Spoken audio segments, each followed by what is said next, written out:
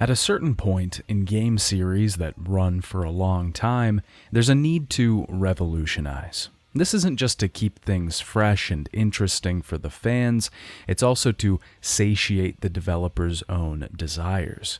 Games need to change, and the Yakuza series has always taken that change in stride. Over the years, it has swelled, bubbled up to an insanely large and massive size. This whole idea comes to a head with the entry we'll be talking about today, Yakuza 5.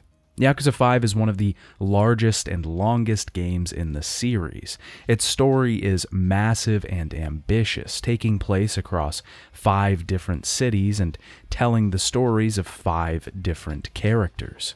It adds so much in the way of gameplay, storytelling, and distractions. So buckle up because there's a lot to talk about with this entry. Today, I'll be delving deep into Yakuza 5, taking a look at gameplay, story, mechanics, and everything in between. If you enjoy the video and you want to support the channel, you can do so over on Patreon, where I upload longer cuts of my full retrospectives and provide updates on the channel from time to time. If you'd like to support the channel for free, consider subscribing and telling YouTube, "I like this," as it really helps me out. If you haven't seen my other videos on the Yakuza series, it would make sense to go check them out now, as it will provide much needed story and context for this video, but it isn't required. Spoilers for everything Yakuza 5. Hey Dad, it's me, your favorite son, and today I want to talk about Yakuza 5. Yakuza 5 began development shortly after the release of Yakuza 4. It had double the amount of development time that Yakuza 4 did, and was a much higher workload than previous entries. The team introduced an entirely new engine with this game as well, cementing it fully into the next generation of consoles. Because of this engine change, the developers dubbed it a new Yakuza. It represented a new era in the line of games and was a fresh start after everything that came before it. The story was the largest undertaking so far, taking place across 5 cities and telling the stories of 5 characters. The narrative thread that connected all of these people and places was dreams. We'll see that a lot more once we begin actually talking about the game. There isn't too much information on Yakuza 5's development, so I figure it's best if we just get into it. Ryu ga Gotoku 5 Yume Kanaeshi Mono was released in Japan for the PlayStation 3 on December 5th, 2012. Yakuza 5 Fulfiller of Dreams was released worldwide on December 8th, 2015, just over 3 years later.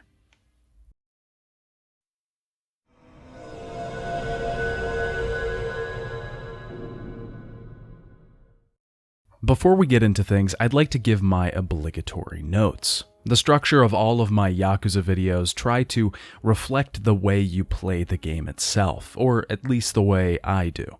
First, I'll detail the story and gameplay in depth.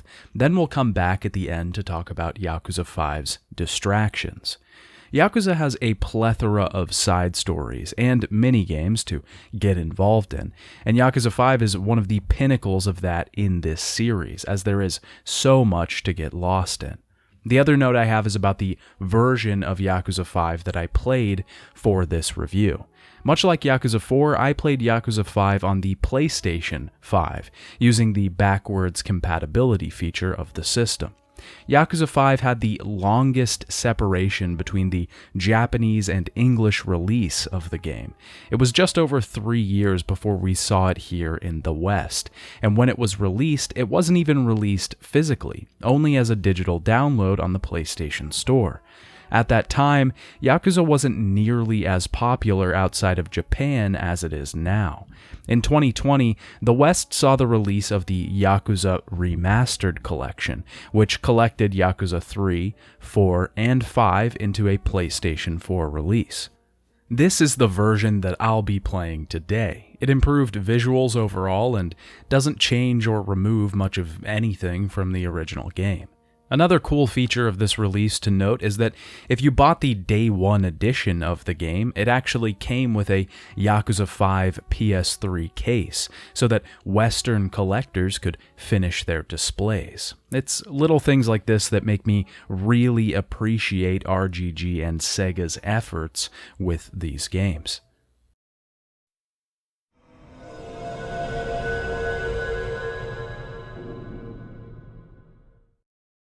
The game begins with Daigo, who is in our first new city, Fukuoka, more specifically the district of Nagasugai. He's meeting with Tadashi Madarame, the patriarch of the Yamagasa family. Daigo is trying to create alliances with smaller Yakuza families because of the current situation with the Omi alliance. The Omi are in turmoil. The 7th chairman, Tsubasa Kurosawa, is terminally ill with lung cancer. Daigo is afraid that if he dies, the 8th chairman will begin a war with the Tojo, and he doesn't think that they can survive. He's trying to plan ahead and think strategically to prevent the inevitable downfall of the Tojo. After the meeting, Daigo has a conversation with Minoru Aoyama, the chief of the Tojo clan headquarters, and the patriarch of his own family. As Daigo hails a cab, he tells him he decided to meet Madarame in the car because he believed there would be an attempt on his life. Daigo takes a different cab, the driver in a mask and glasses. The man in the front is Kiryu, now going by the name Suzuki, the same fake name that Saejima used in Yakuza 4. Daigo uses this opportunity to try and get some advice from the 4th chairman of the Tojo clan. You see, Daigo still looks up to Kiryu. Everyone does. Kiryu is the shining example of what a Yakuza can be. No, what a leader can be. No, what a person can be. He's something to aspire to, and he's always been that. Daigo at this point feels like he isn't up to the task, this coming threat. He needs someone to turn to, someone to give him some help. He doesn't want to blow Kiryu's cover or make him uncomfortable, so he just frames this all as venting and uses allegories to the Yakuza to talk around it all. Kiryu eventually stops the taxi and refuses to take a fare because he can't keep driving him without a destination. He's basically telling Daigo here that he needs to do this on his own, that he can't help him anymore. Daigo is trying his best. He says as much to Kiryu, and there's a little bit of forgiveness here for Daigo's actions in the previous game. Even though the last entry made him out to be a bad guy, Daigo is trying to do what's right. He's just not as adept at making those decisions as someone like Kiryu. Just as in Yakuza 4, we'll be playing different characters for each part of the story. This entry starts off with Kiryu, as opposed to the previous game that ended with him.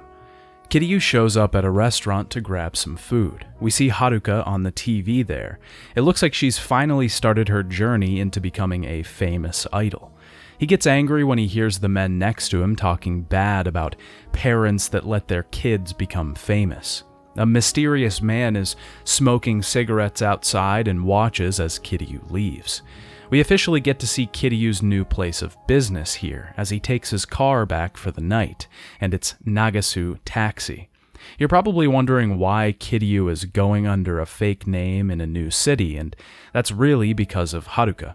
Since she's in the spotlight now, he had to make somewhat of a sacrifice. He realized that her life would be pried into, and he couldn't have her father figure be a Yakuza. Kiryu's boss tells him that he took on a passenger today that was out of his turf, so he has to head to Tenjin Transportation and apologize. Kiryu heads over and gives the head of Tenjin a gift and his apology, but the man doesn't mince his words on how he feels about Nakajima, Kiryu's boss. Nakajima wants to take Kiryu out for some drinks, but Kiryu has to send some money to Morning Glory first. He's still helping them out financially since he's been gone, he just has to do it from afar. Some street punks try to rough him up for cash on the outside, and we have to deal with them. Nakajima and Kiryu head out for some good old-fashioned fun, and Kiryu is extremely grateful to Nakajima. Nakajima took on someone who was basically a stranger, and gave Kiryu a chance at another life.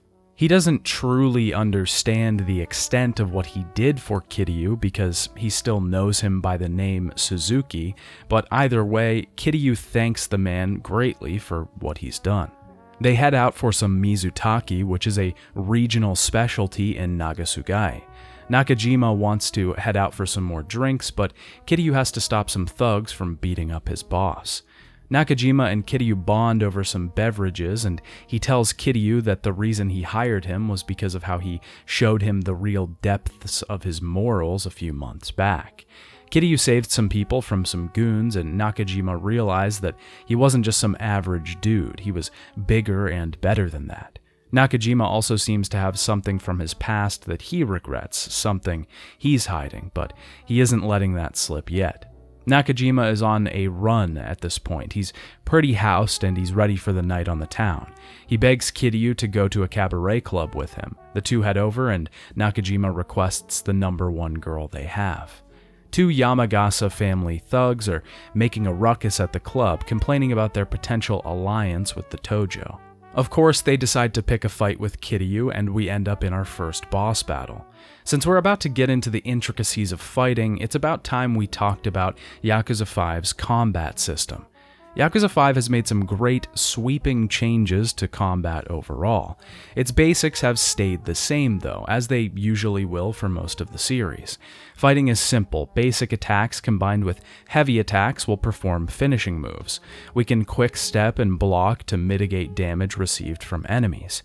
Heat actions are back in a huge way, as I think this entry is where the heat actions start to get really nuts, outlandish, and overall flashy. The upgrade system is very similar to Yakuza 4. Each character has their own abilities that can be bought using soul orbs. Soul orbs are attained when we gain enough experience to level up. These abilities are split into 4 categories: soul, tech, body, and heat.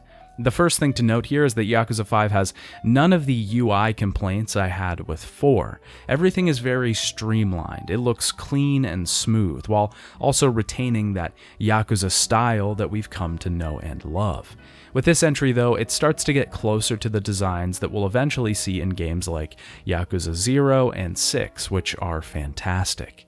With each part of the story, we'll change characters just like Yakuza 4. This entry also takes a similar approach to combat as that game, making each character unique and individual with their combat styles. Kiryu is again the balanced option of the game. He's pretty strong in all areas. He's quick, delivers good combos and heavy attacks, and has a decent amount of health. Each character also gets a unique sort of heat ability that they can use in this entry. Kiryu's is Dragon Spirit. We can turn this on in battle to steadily drain our heat bar, but in turn we become a powerhouse. We can almost teleport to enemies and deliver a ton of attacks without taking any damage at all. It's actually super useful outside of boss battles, mostly because bosses can block through it. It's wonderful in taking down groups of smaller enemies quickly. As we journey through the story and switch to each character, we'll also be taking a look at their combat style and how it differs, because each one is vastly different from the other and changes the way the game plays a significant amount. Each character can also upgrade weapon levels in this entry. This is done by just using weapons in battle, and these upgrades are automatic. This can increase weapon durability and repair. Yakuza 5 tries to place a new significance on weapons overall, one that I wasn't really fond of in general. I never loved using weapons in Yakuza games outside of the improvised ones on the street. It's always felt a little cheese to me, like I should never have to use a weapon. It's almost a crutch. I know that this is wrong as it's a part of the game, but it just never appealed to me like the rest of the combat systems. Kiryu was probably one of my favorites to play as, because we've been playing him for 5 entries now, and his style is just something that I'm really familiar with at this point in the game.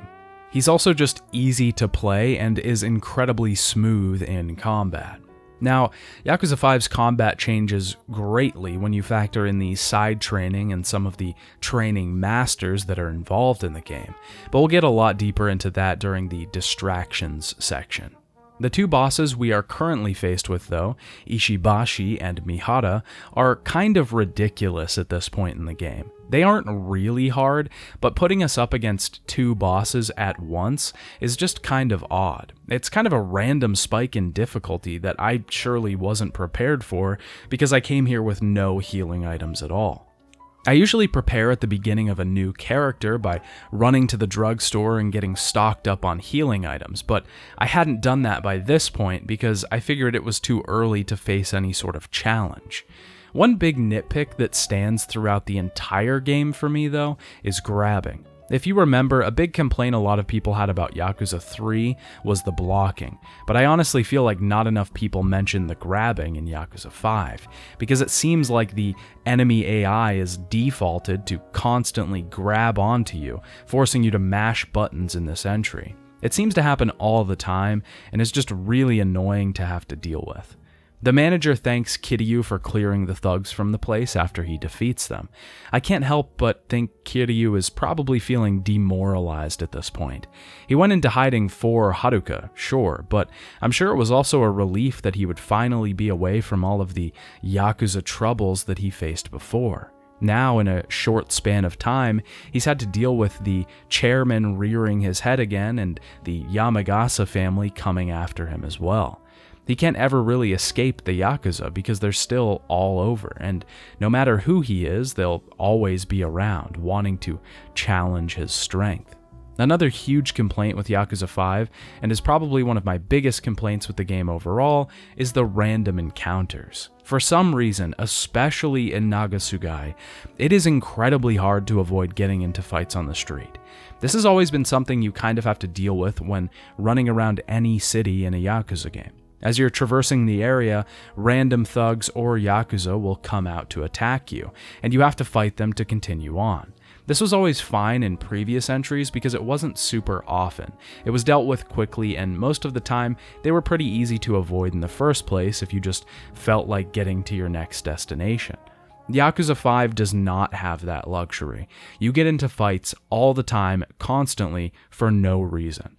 Most of the streets in Nagasugai aren't wide enough to try and avoid the enemies that come charging at you, and they're also pretty fast.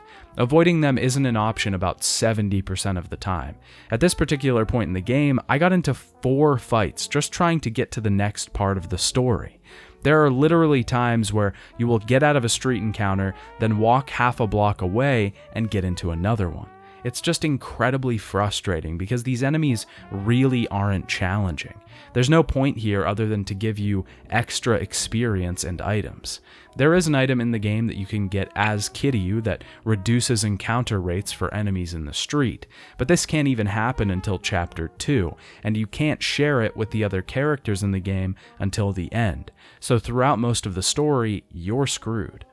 On his way back to his apartment, Kiryu meets Sosuke, the grandson of Komaki, and he learns some moves from him. We'll get deeper into Sosuke's training in the distraction section of this video. For now, Kiryu heads back to his apartment.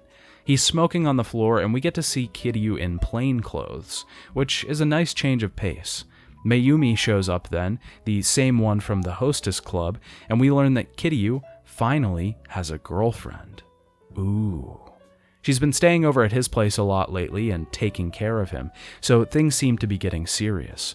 Kiryu seems to be distant towards Mayumi though, as he heads to work again. He gets into a battle with some thugs called the Devil Killers outside of the Nagasu Taxi offices and trounces them. When Kiryu returns to the office, he gets some pointers on driving from his superior, Wada.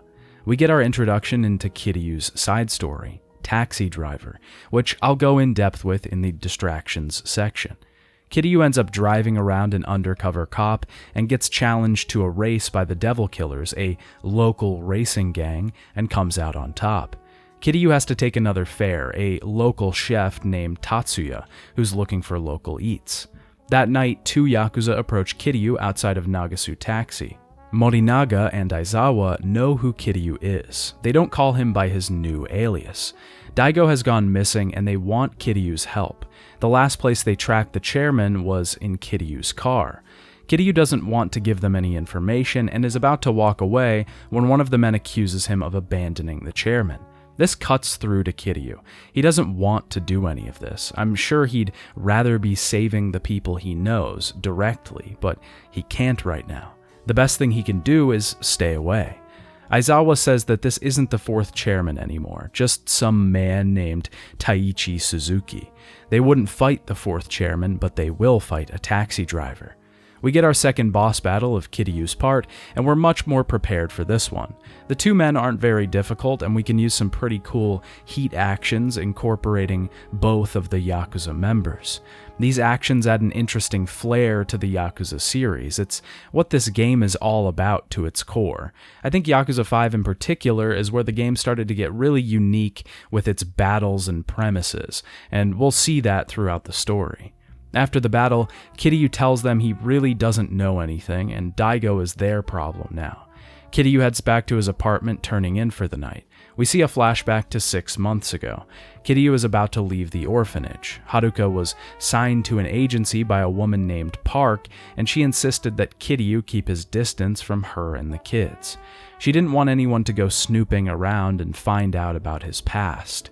Kiryu tries to lie to Haruka and tell her it's just because he's tired of the babysitting, but she knows he isn't being truthful. The real reason is that if Kiryu leaves, Park promised to take care of Morning Glory's finances. This scene is so short, but packs such an emotional punch. It shows what Kiryu has had to do, the things that he's had to give up. Morning Glory was everything to him. Raising the kids was his whole life. It became his purpose. Getting dragged into all these Yakuza conflicts just took away from what he really wanted to do, give the kids at Morning Glory a good life. But now, to do that, he has to be away from them. The next day, Kiryu heads to work and picks up some Yakuza in his taxi. They're talking about the troubling situation between the Omi and the Tojo. If the 7th chairman of the Omi dies and doesn't name a successor, it'll be chaos. Takachi, an Omi captain, was killed recently and would have avoided a lot of this trouble if he was made chairman, but that option isn't available. They think the Watase family may have kidnapped Daigo, and Kiryu uses them to secretly get some more information. We see Aizawa and Morinaga questioning a Yamagasa family member nearby. He's about to go report their presence to the Yamagasa family, possibly putting the alliance into question altogether. Kiryu gets back home and is distant with Mayumi, but she's upset that he keeps pushing her away. Kiryu is incapable of getting close to someone. It was difficult before because of his lifestyle, but now it's even harder with all of the secrets that he has to keep. Morinaga and Aizawa show up to the apartment, and Morinaga has been wounded heavily. Kiryu and Aizawa talk outside, and he says that Morinaga was attacked by the Yamagasa. They've been taking out Tojo left and right after Daigo met with the Patriarch. Aizawa tells Kiryu of Aoyama's iron fist that he's been ruling with. As a Patriarch in the Tojo clan, he lets nothing go unpunished. Yakuza 5 has received a lot of upgrades over its previous entries. The new engine makes it run a lot smoother, and the graphics have been greatly improved. One of the best parts of Yakuza 5, though, is the addition of these middle-of-the-road cutscenes. Normally, in any Yakuza games, we have full cutscenes, and then cutscenes where characters are talking, but we advance their dialogue manually. Both of these are still present, but Yakuza 5 adds voice acting to a lot of these conversation cutscenes. These end up feeling a lot better and like a more cinematic part of the story overall. It's a great addition to the series in general and is one of the best things that Yakuza 5 introduces. Previous entries had small versions of this, but Yakuza 5 utilizes it quite a lot. Morinaga is recuperating at Kiryu's apartment, and Mayumi finds his Yakuza emblem in his coat. The three begin discussing what could have happened to the chairman, and they're pretty confident that Daigo has been kidnapped at this point. Morinaga gets a call, someone telling him that Aoyama has taken over as acting chairman. The situation is steadily getting worse as each moment passes. The two Yakuza are about to head back as there's a meeting for the Tojo tonight. Morinaga is about to tell Kiryu something about Mayumi, but Kiryu already knows what he's going to say. The next day, Kiryu is reunited with Mac, and on his way to a fair, he runs into the man smoking cigarettes from the beginning of the game. He's a detective from Osaka named Serizawa. He's looking into Daigo's disappearance and has a particular target: Masaru Watase, patriarch of the Omi Alliance's Watase family. He thinks that Watase may have kidnapped Daigo to stop the alliance between the Tojo and the Yamagasa family. Morinaga and Aizawa know this too, and may be ready to make a move on the Watase, starting a full-fledged war. He tells Kiryu to stop what's going on. He's the perfect guy for the job because he's out of the conflict. He's impartial. He says that the police can't do anything because this needs to be resolved peacefully. Plus, the organization can't handle any more scandals, as their division is a bit of a joke after one of their female detectives got involved with a famous Yakuza years ago. A little throwback to Yakuza 2. Kiryu reluctantly agrees to help. He just can't stand by while an all-out war starts right in front of him. Kiryu is always ready for the call to action because he knows what the right thing to do is, and even if he risks blowing his cover, at least it won't mean the end of the Tojo as we know it. Kiryu shows up to the club that Watase's men are at. He introduces himself as a taxi driver, but is quickly outed by Watase. He reveals that he came to Fukuoka not for Daigo, but for Kiryu. He's sure that he'll be the next chairman of the Omi, and he wants to go to war with the Tojo. But he doesn't want to go to war with someone he considers unworthy, like Daigo. He wants Kiryu to be chairman again so he can have a battle that means something. Kiryu thinks he kidnapped Daigo to get him back into the fray, but he's wrong. If Daigo dies, the Tojo is done for. Everything that Kiryu has worked for is over. But Watase needs the Tojo to survive because he needs to have his battle. He needs his war. He's almost sad at the state the Tojo is in because it's definitely not a worthy adversary in its current state. He asks Kiryu for one fight because he says Kiryu has the same bloodlust he does, but Kiryu refuses. He tells him that he's nothing like him. Watase is barreling toward death, and Kiryu is fighting for life. This scene is so good because it builds the current state of the Tojo. It's always been rushing for downfall. All these years, it's barely hung on. Without Kiryu, it would have fallen years ago. Kiryu tells Aizawa and Morinaga outside that Watase didn't take Daigo, and that it was most likely Aoyama, the current acting chairman. The three head to the Yamagasa family headquarters. We have to infiltrate the building, raid style. We make our way up the place fighting groups of enemies in the classic Yakuza vision. I have to say, Yakuza 5's environment looks great. There's so much detail and everything looks so realistic, especially for 2012. A lot of battles will also incorporate large set pieces like this huge ball statue or this massive float. It's a great improvement on the series overall. Arriving at the top of the building, the three's suspicions were right. Aoyama is here, meeting with Madarame. Aoyama shoots Madarame and Morinaga.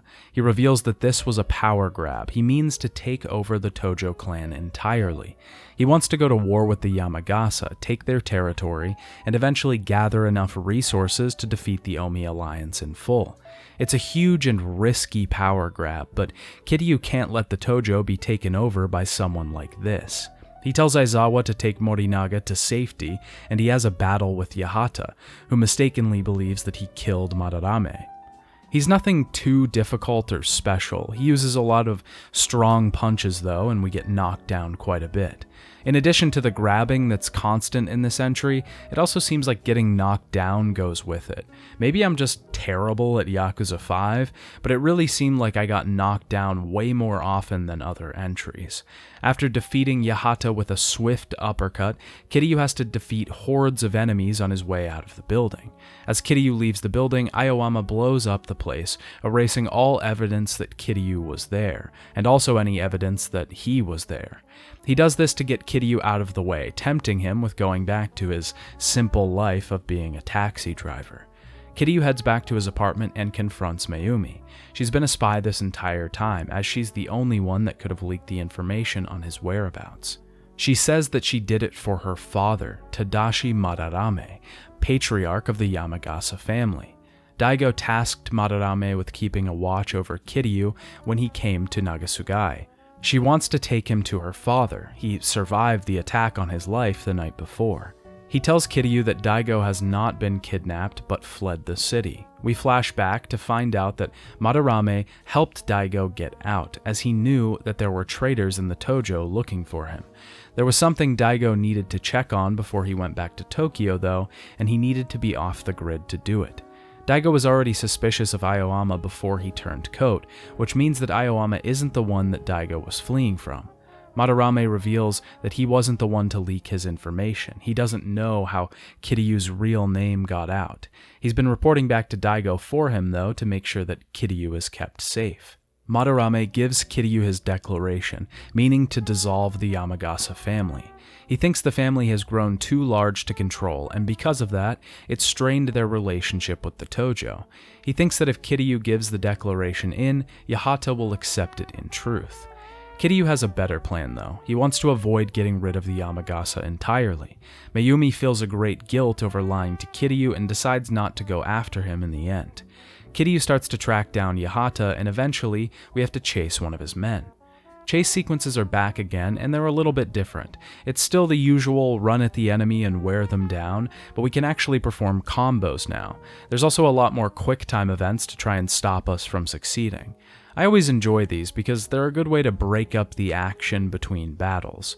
It also makes sense that not every single person would want to face Kiryu, or any other character for that matter, and would want to run away. We track down Yahata to his hideout, and after fighting waves of his men, we can confront the man.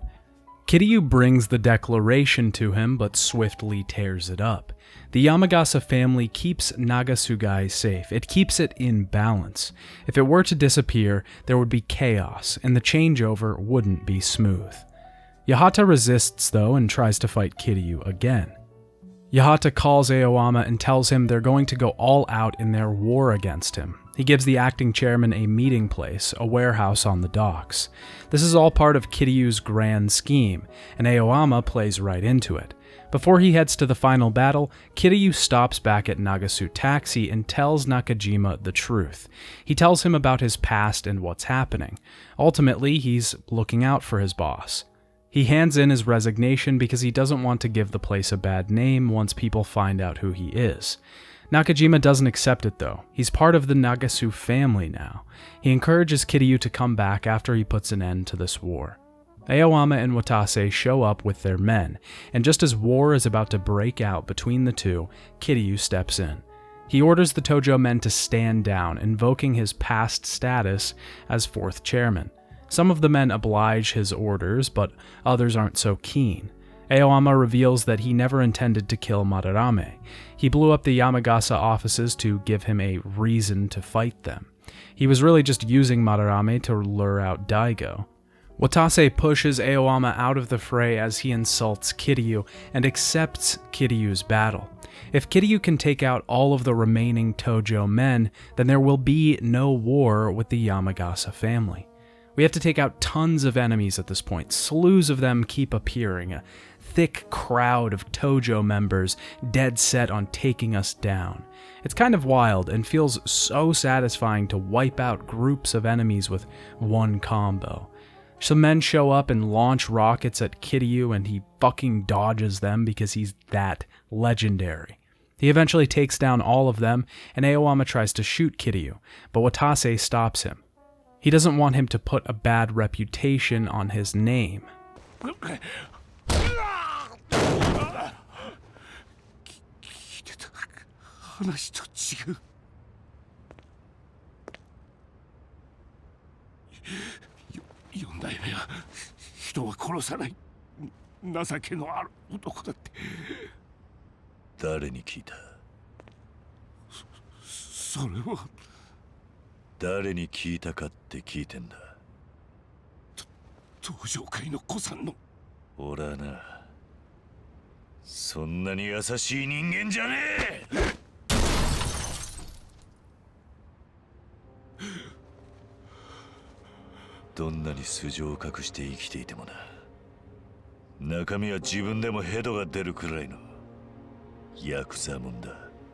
Kiryu beats down on Aoyama and tells him no matter what happens, he'll always be Yakuza.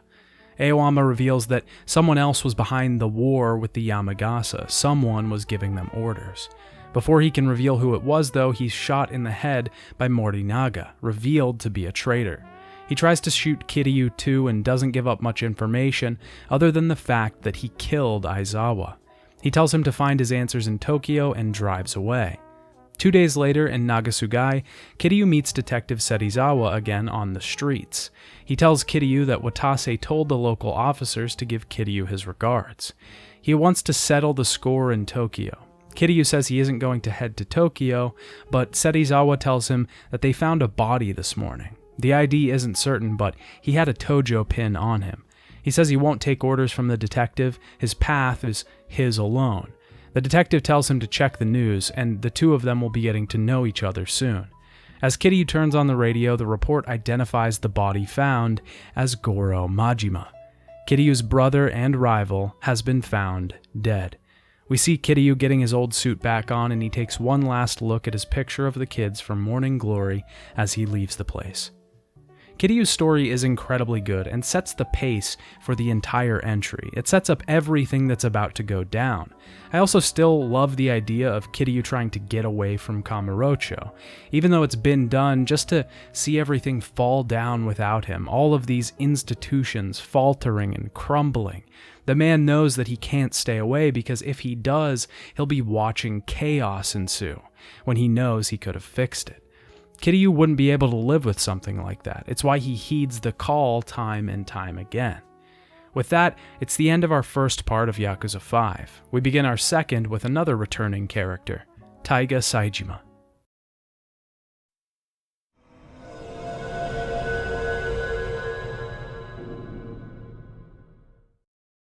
We jump back to 2010, 2 years before the present day of Yakuza 5. Majima and Saejima are having food at a barbecue joint. Saejima is about to turn himself back into the police for the attempted murder of the Ueno Saiwa leader. He can't keep running away from his crimes. It might somehow help the Tojo clan in the end as well, and he needs to keep his promise to Kiryu, to help the Tojo at all costs. Majima protests. He doesn't want Saejima to spend any more time locked up. Saejima decides to spend one last night on the town before he heads off to prison again. Some Yakuza decide to confront him, and he takes them out. He heads to New Serena to say goodbye to Date. They both reflect on the state of the Tojo, and we get some good reasoning as to why it's in the state it is. There's no good leadership left, and the police have them on a leash. The officials don't want to see the Tojo taken down, because it would mean more problems for them after new people come gunning for the Tojo's territory. Date predicted the downfall of the Tojo even back then, having the foresight to realize the cracks in the infrastructure. Saejima wants to head back to prison so he can come out a captain and provide some good leadership for the Tojo, not just using the family to make money. Saejima meets Majima at the batting cages for his final goodbye. He has to send off his brother one last time, but Majima doesn't want to say goodbye. He's holding on to his brother far too hard and doesn't want him to go. He goes as far as bringing in a bunch of men to try and stop him from leaving. Saejima wants Majima to fight him because they might not get another chance, but he refuses. We take down the horde of men and Saejima calls him out for the stunt he's pulling. He tells Saejima he isn't as bloodthirsty as he once was, that his time in the sun is over. He doesn't seem like he wants to fight anymore, but he tells Saejima to come back stronger than ever. He's the Tojo clan's muscle. The cops show up and take Saejima in, and we jump ahead to present day, December 2012, at the Abashiri Penitentiary. Saejima is awaiting parole. He should be let out soon if he's accepted. He spends most of his days with his 3 new cellmates, Himura, an ex-detective, Oshima, an ex-thief, and Baba, a Yakuza, part of the Kitakata family. Out in the yard, Oshima tells Saejima that Baba killed someone for his family and is serving time for murder. He's looking for Saejima because he wants advice on something. Apparently he was going to ask Saejima if he should take his parole or not, but before he could ask him, he turned it down. There's nothing waiting for him on the outside. Prison is the only thing he knows now, so he might as well stay inside. Baba's Aniki was climbing up the ranks and he killed someone so he could become officer. He promised him that he'd help him once he moved further up, but that never happened. Saejima tells him the only way to atone is to face his problems in the light of day, to leave and not look back. Some guys in the woodworking crew break up their conversation and say the crew chief wants to see Saejima. Kugihara's men take Saejima in and he taunts Saejima. We find out that he's been torturing the man. He's been taking painkillers from Oshima to deal with the pain. We don't know why he isn't fighting back, but the warden Kosuka shows up and takes Saejima away. He asks him why he's kept silent about the assault. He tells Saejima even if he thinks keeping quiet will get him out on parole sooner, he's wrong. He's still bringing disorder to the prison, even unwillingly. He also looks down on Saejima because he believes he's going to return to the Yakuza when he gets out. He says he's taking one for the team. He doesn't want his cellmates to take the beating. Saejima's cellmates are impatient, awaiting his release from questioning. When he finally returns, Himura brings out a map of Sukamino, and we really go off the deep end for a bit. Himura introduces the group to something called image training. Himura is going to tell Saejima a story, and he'll imagine he's in the driver's seat. He'll be able to believe he's really out of prison when he isn't. This allows us to slightly explore the city of Sukamino while we're still put away. This is like some sort of weird form of astral projection. It's really odd, and the whole city is covered in this purple dream color hue. We follow the steps of Himura's story as it gets more and more outlandish, and probably untrue in general. We head to a cabaret club and talk to a hostess, and I should note that none of this is actually happening in the real Sukamino, just in our minds. We do some karaoke, eat some food, and fight a big group of dudes. Before we get further in the story, I'd like to talk about Saejima's combat style. Saejima is pretty similar to his previous entry, except mostly improved. He starts out with a ton of health and is basically the tank of the group. He does a ton of damage and can take a lot of hits. His special ability is that he can charge up a finishing move to do a bunch of damage at the end of a combo. This is incredibly useful, but is slightly changed from Yakuza 4. Its timing is a little bit different and took some getting used to. It isn't timed like normal combos, where the inputs are stored and output as the animation happens. You have to wait for the rush combo to be complete before inputting the charged attack. It's kind of odd, but I eventually got used to it, and utilized Saejima's charged attacks to great success. He has a climax heat action that can shatter the earth, sending multiple enemies flying in the air. He can also grab enemies by their feet and swing them around, taking out multiple foes at once. He's all around pretty good, and was again probably my favorite character to use once he was fully leveled. We finish the image training and the four cellmates are talking in bed like little boys at a sleepover. Himura says he's okay waiting on the inside, he doesn't long for getting out. Oshima believes they'll all eventually die on the outside, on their own terms. Saejima goes looking for Baba in the yard. They think he might be in his parole hearing, accepting the deal, but his hearing ended an hour ago. We have to ask around the yard to find out what's happened to Baba. One of the inmates says that he saw him going off to the storeroom with Kugihara. When they check the storeroom, it seems that Baba has stabbed Owada in the leg. He says he's innocent, but he's holding a bloody tool in his hand. This definitely isn't going to help his parole hearing coming up, but the gang is dead set on proving his innocence. We have to ask around the yard. One of the old men there has information, but he wants us to complete some tasks for him to get it. We have to pass someone a note, making sure not to draw too many eyes and distract a guard. Eventually, he tells us that the tool used to stab Owada was a woodworking tool, and they're each lent out to specific members with numbers engraved on them. Kugihara also happens to be one of the woodworkers himself. Oshima is going to steal the chisel from the guards to look at the number. We find out he was a legendary thief with 15,000 counts of theft to his name. The old-timer tells us the number on Kugihara's chisel was 134, and that if it matches the chisel used to stab Owada, then we know what really happened. As they're about to take the information to Kosuka, Kugihara shows up. He apparently ordered Baba to kill Saejima in his sleep, promising him a job when he got out. Baba refused and framed him for the assault. Saejima finally decides to stand up for what's right, even though he knows it'll cost his parole, his freedom, his family, and his clan. He punches Kugihara. We fight our first boss of Saejima's part, and he's pretty shifty. He's very quick and adept at dodging and blocking. He counters Saejima very well and is almost his direct opposite. His strange style, odd stance, and behind-the-back punches are reflective of his character. Kugihara is a loose cannon. He's disfigured and strange by all accounts. It's a well-made fight, and it isn't too difficult as we've been collecting some ointments off the ground that we can use for healing. No stamina royales in prison. After the battle, he tells Saejima that he won. He was only there for one reason, to keep Saejima inside, and he fulfilled his duty. Kugihara is being ordered by someone, but he won't say who. A few days later, Kosuke tells Saejima that he still plans on accepting his parole, despite the brawl that he got into. On top of that, a large amount of inmates are being shipped to their prison, and he thinks there will be an attempt on Saejima's life. Saejima takes this pretty hard. He's ashamed of himself because he didn't hold his resolve. He officially denies his parole. He realized that none of this was about being a Yakuza again. It was about being around people that he believed in. Saejima just wants to atone and get out of there, but he found people that made him believe again on the inside. Baba is making parole and getting out, and he realizes that Saejima is the reason for it. Saejima was expelled from the Tojo, and that's the only reason that he was given parole. He's not sure what's going on with the Yakuza, but something is off. At this point, he reads a headline in the paper that's reported Majima's death, and it brings him to tears. Kosuke calls Baba and Saejima to the yard that night. Saejima's parole application was denied in the end, an order that was sent down from the Ministry of Justice. He thinks that the powers that be are going after Saejima and are sending in prisoners to take his life after his sworn brother, Majima, was killed. At the time of his death, Majima was arranging a deal for the acquisition of the Kitakata family, the same one that Baba was a part of.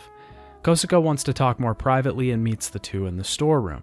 Kosuke is worried for both of their safety, and thinks Saejima may have been betrayed by the Tojo, considering that Kugihara has ties to them. Saejima thinks there's a traitor on the inside. Kosuke gives them the keys to a snowmobile that's outside of the southwest gate. He wants to help them escape because he doesn't want his prison being used for assassinations. On top of that, the warden's been killed. Kosuke is having a guard leave their cells unlocked so they can escape that very night. Himura wants to do one last image training session with Saejima though, and takes him back to Sukamino. We play some pool with a hostess and beat up a bunch of mafia members in another one of Himura's outlandish stories. After their cellmates fall asleep, the two head out of their unlocked cell, but Himura wakes up shortly after, revealing that they figured out the two were making their escape. The two rush out into the yard to find a dead guard. Kosuke tries to warn them to leave, but he's too late as prisoners swarm the yard at once. We have another massive battle with dozens of enemies. It feels just as good playing Saejima taking down tons of enemies in one fell swoop. Yakuza's ability to make you feel like a badass is unparalleled, and that's all I'll say about that. After cutting through tons of men, Kugihara shows himself and we fight him again.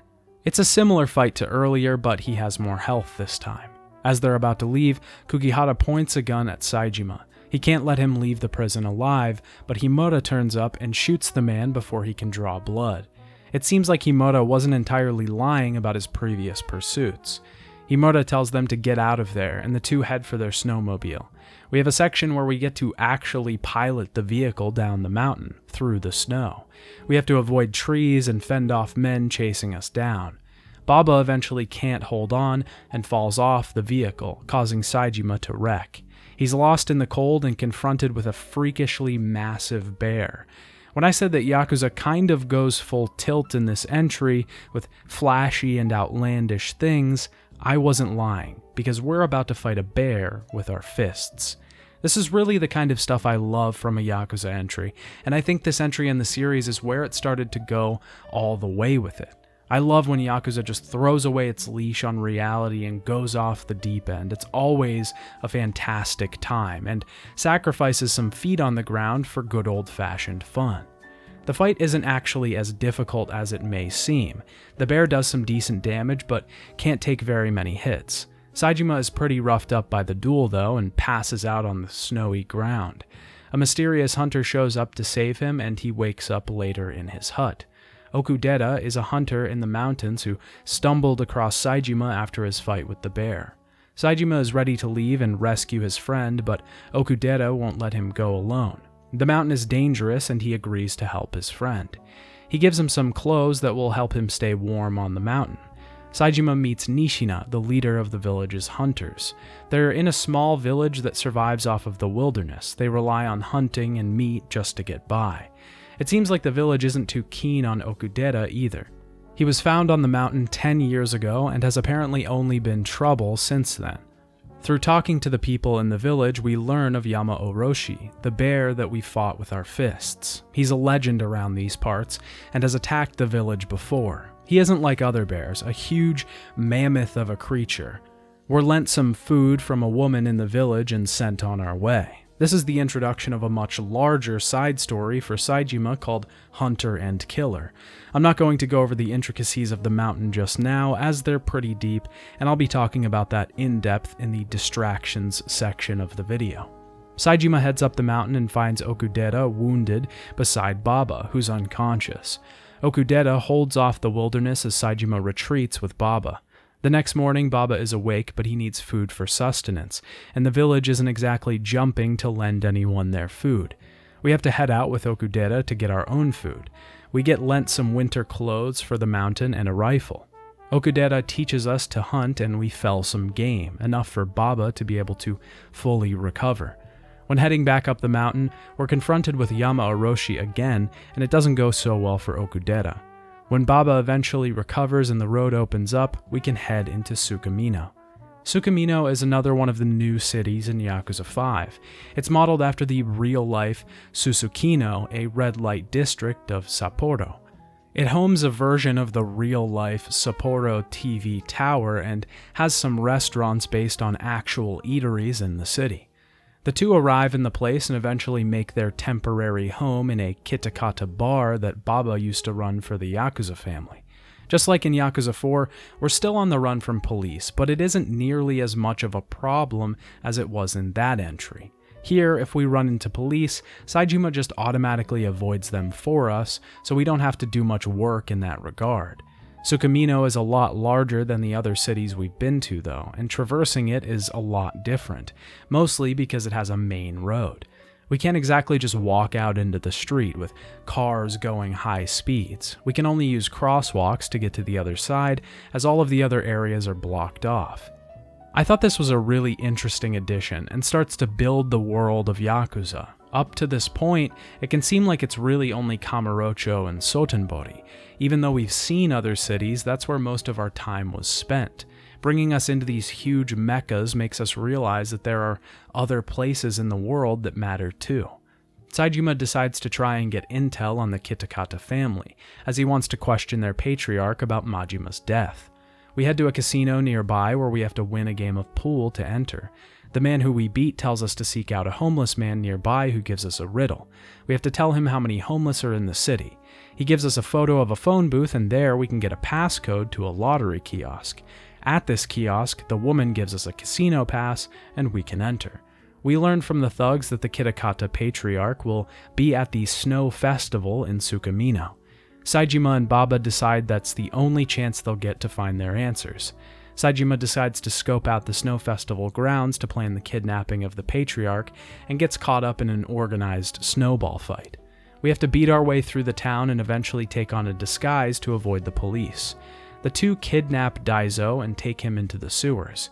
He reveals that he wasn't the one behind Majima's death. Majima was trying to broker an alliance between the families, but before he died, he told them not to take the deal. Baba decides to check the perimeter and leaves the place.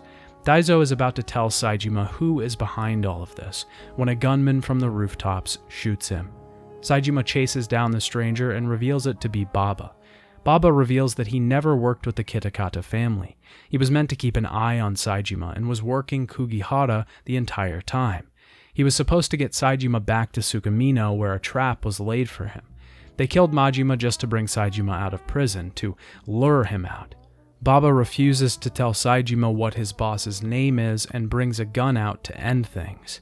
He knows he should pull the trigger, but he can't. It's because of what Saejima did on the mountain, because he couldn't leave his brother behind.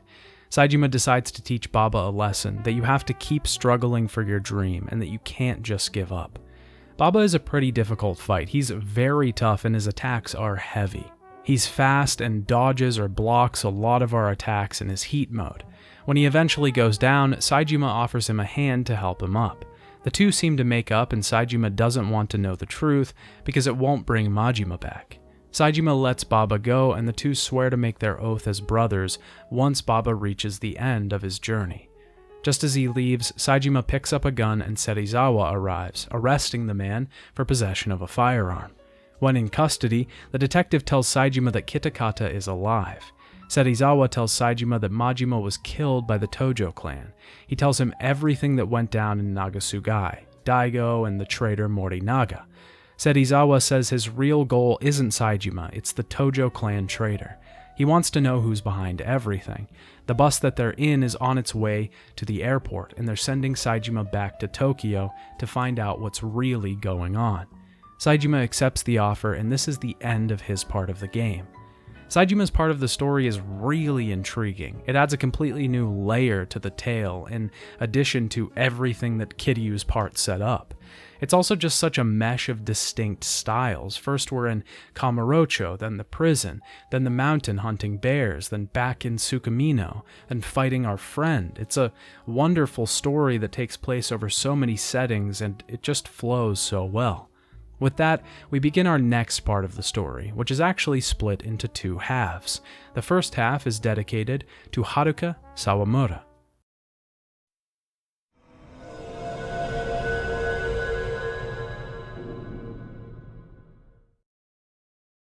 We jump back to 2011. Haruka is overhearing a conversation between Kiryu and Haruka's new manager, Mirai Park.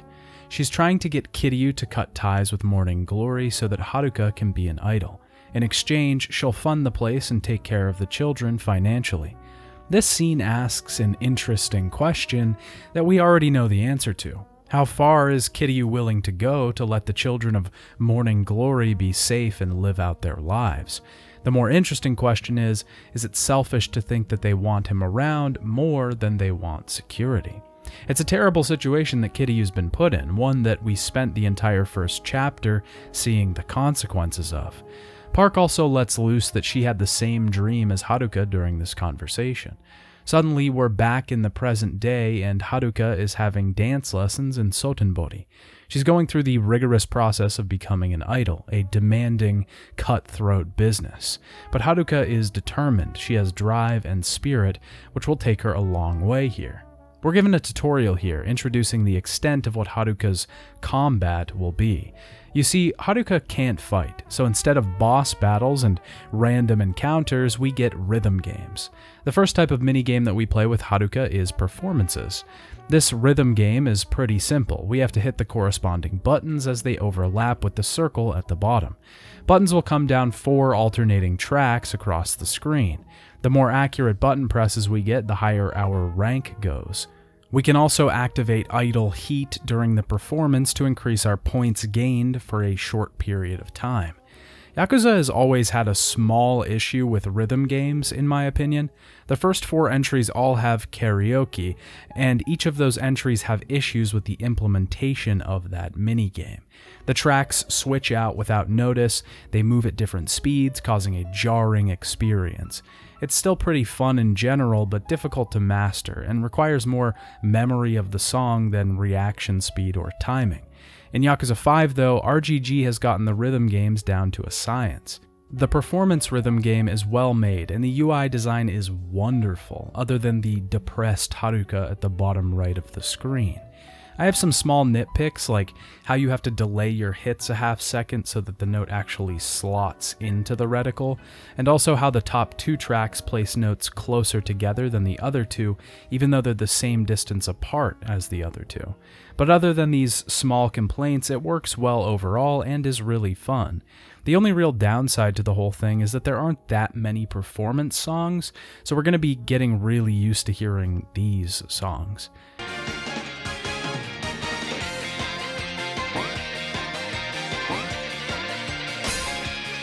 Anytime Haruka dances, she can level up her idol ability. She has 4 categories: basic, skill, singing, appeal, and performance. These will all increase more or less based on the event that we're taking on. We can also level up her agency and the amount of fans that she has, but we'll get into that more later.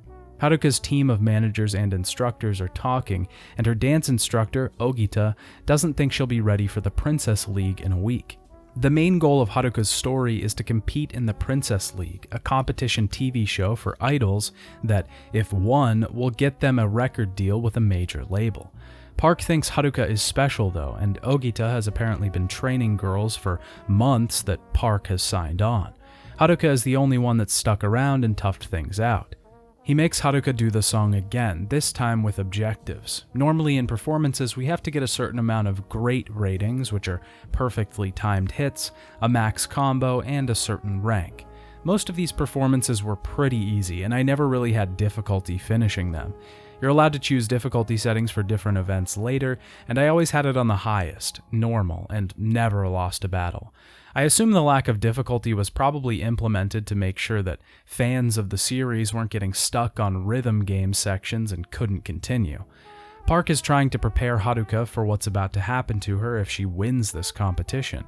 She's going to be a star and have more fans than she could possibly realize, but she has to learn the difference between real love from close friends and family and one-sided love from fans. This whole concept of Haruka having to deal with fame is really well done. It's dealing with all of these complex issues, and this little dream that she's had to become a famous idol isn't going to be as easy as she had hoped.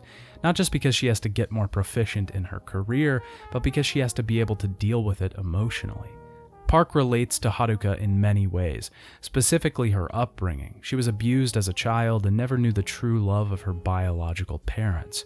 She became a pop idol herself after seeing them on TV, so she knows what Haruka is about to get into. Horie, Haruka's publicist, walks her back home, making sure she gets to her apartment safely. Haruka makes sure to say goodbye to her family before she leaves the house the next morning, and runs into Akari, another girl in the class next to hers at school. She's from Tokyo too and wants to befriend Haruka. She decides to show her dance battles, which are on-the-street dance competitions that we can have throughout the game. The rhythm game presented here is a little different than the performances. We still have to time our button presses, but the buttons move across to 4 different tracks. We can switch the selected track with the D-pad and press the buttons accordingly. We can also use heat actions in these battles to raise our own health, lower our opponent's health, spirit, or heat. The more accurate presses we get, the closer the bomb icon in the center moves to the other side. At the end of each countdown, the bomb will damage whoever's side it's on. These dance battles are pretty simple and quite easy as well. I did think the rhythm game presented was a little more inventive though. I liked having to switch tracks because it adds another element and makes things a little more challenging. Plus you have to worry about healing yourself and your heat gauge. We can continue these dance battles on the street by walking up to certain girls and challenging them. There's no random encounters though, which is nice.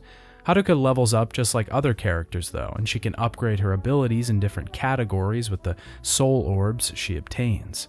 Next, we have to go to a handshake event for the fans. There are a huge variety of events that we can take on from the schedule board that will gain us fans, level up the agency, and increase our skills. They'll also earn us cash, but there's a lot of them, and I'll be talking about all of those in the distractions section. Handshake events are the third main idol minigame. We have to shake a fan's hand by holding down the square button. We can hold the handshake to increase the satisfaction gauge, which represents how well our fans are taking to the event. We can't hold this too long though, because a bouncer will eventually come up and try to remove the fan. We can't let this happen because it will greatly decrease the satisfaction gauge. To prevent this, we can flash a smile to the bouncer telling him to wait a moment and let the handshake go on a little longer. Certain super fans in pink coats will come up and they increase the satisfaction gauge a lot. The best strategy I found was to use all of the wait a moment smiles that I had when the super fans were at the table to get the maximum amount of satisfaction I could. After the event, Horie thinks someone is spying on Haruka. Turns out, she's actually a famous idol trainer named Yoko. We have to compete in the Princess League next. The show consists of 3 total rounds that will take place over the course of Haruka's story. During each appearance, we have to face off against the other idol group present and do a performance battle. Performing better than the other idol will gain more fans to our side, thus winning the round. When Haruka shows up to the taping, T-Set, her competition, is there. They trip Haruka and cause her to spill her drink on someone. They don't have the best competing manners, but it seems like their training environment isn't the greatest. Horie tells us that T-Set used to be a part of Dynachair, the agency that Haruka finds herself at, but they couldn't deal with it and left for Osaka Talent. Yoko shows up to the taping and gives Haruka an outfit that's worthy of her skill level. We can perform a quick change during performance battles that basically functions as Haruka's climax heat action. It will come midway through the battle and will basically be in heat mode until the end of the song. We take place in the competition and narrowly defeat T-Set in the first round. Haruka is nervous when giving a speech to her fans, but she delivers some great words and wins the crowd over. Haruka comes back to find her bank statement, and it seems Kiryu is still sending her money. Park got some complaints from the drink incident with Haruka and lashes out at Horie. Park has her reasons though. She's trying to protect Haruka. She's trying to protect her dream. She doesn't want her to see how dark this business can get because she thinks it'll affect Haruka's will to go forward. Haruka is getting ready for her lessons when she overhears Park and Ogita arguing in the office. Park fires Ogita after he complains that he doesn't have enough time to train her, and it eventually ends in Ogita pushing Park to the ground. She wants Horie and Haruka to find a new dance instructor, a man named Christina who's in town from Osaka. He only trains dancers that he's taken an interest in though, so it won't be easy to get him to agree. We have to search around Sotenbori for him, and we eventually run into Akari, who is apparently looking for the elusive dance teacher as well. She wants to train with him, and he makes the two dance battle for the right to get lessons from him. Haruka wins, of course. Christina chose Haruka because she did more than dance. She expressed her feelings and showed her heart through the performance. Christina gets the news of Haruka's very short deadline for round 2 of the Princess League, and he says all he can do is point Haruka in the right direction. It's up to her to take it the rest of the way. Park wants Horie to go apologize to Manda for the spillage incident a few days before. Park isn't happy with Haruka's makeup and offers to do it for her. It's clear at this point that Park has some special interest in Haruka. She sees herself in the girl more than anything. She wants to protect her from the troubles of the world, but she's really trying to protect herself, the child that she sees from the past. Horie and Haruka head to the studio to apologize to Manda, and it turns out they need a replacement for a show they're filming called Sotenbori Love Check Quiz. It's basically a timed quiz with questions about Sotenbori that's pretty easy. We have another training lesson with Christina this time, introducing a new song into the mix.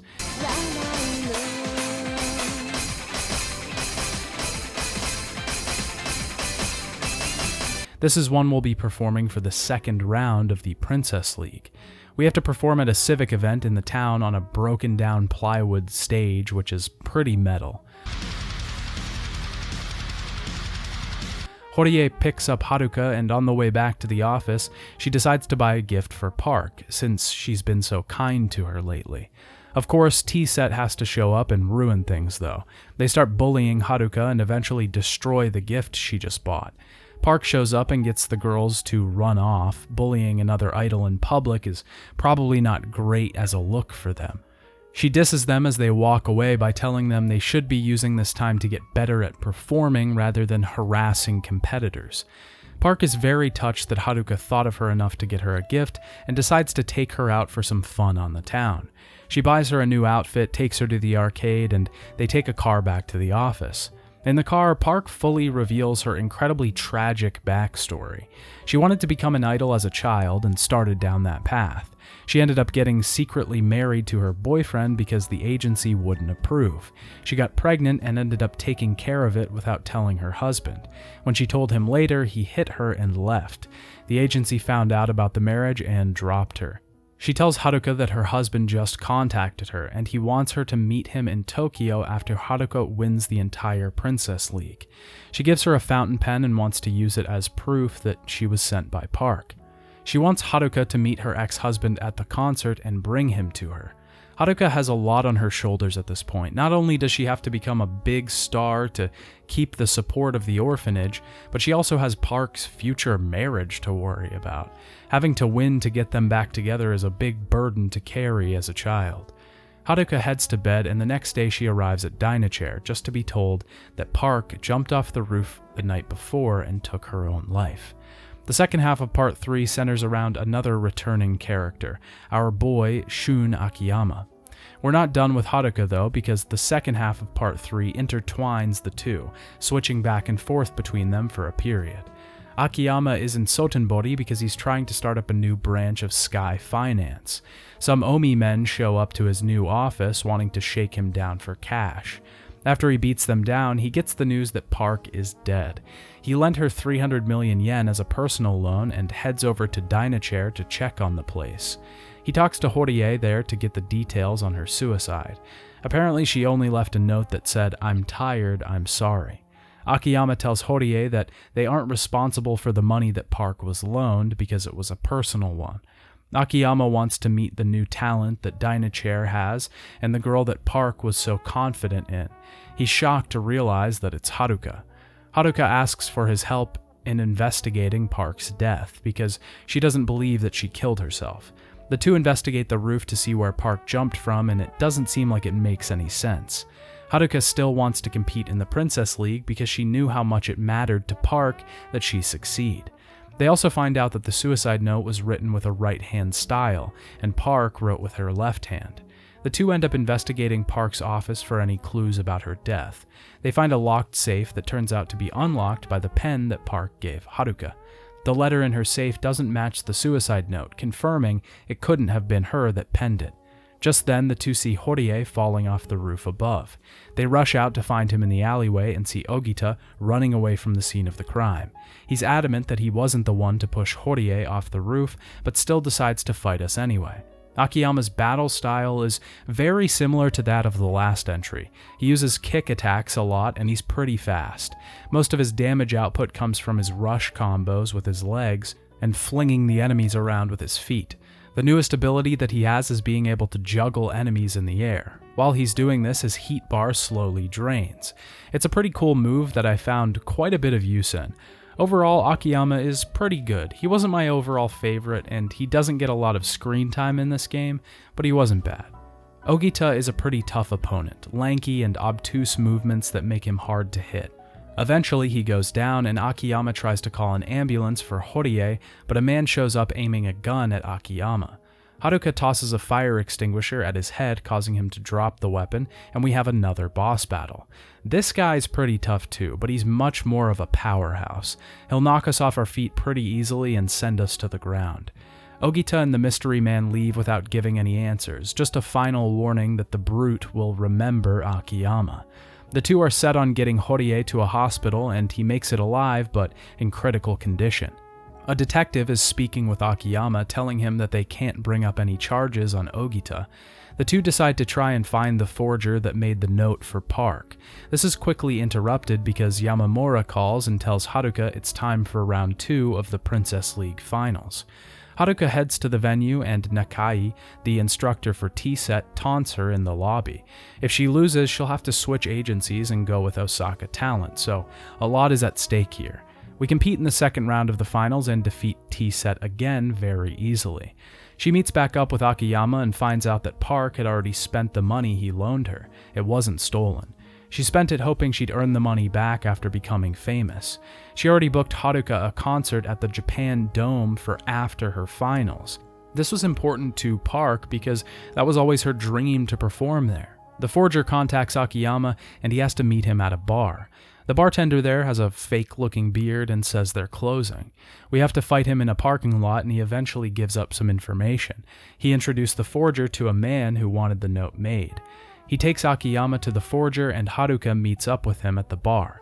The man turns out to be a fan of Haruka's and gives them some information. The note was forged the night of her death, and it was requested by a massive wrestler-looking man.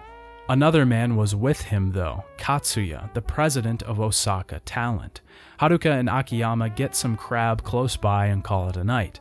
The next day, Akiyama has a meeting with Katsuya, and he denies any involvement with Park's death. He tries to bribe Akiyama to stop his investigation, but of course, money won't stop him. Haruka is training for the third round of the finals with Yamamura as her new manager. Haruka goes to the final round, and we're actually allowed to choose to compete or forfeit here. It's a big burden for Haruka to take on, and even losing this could ruin everything. It wouldn't be a shame to back out now, but Haruka steps up to the plate and wins against T-Set. She gives a final, humble speech to her fans.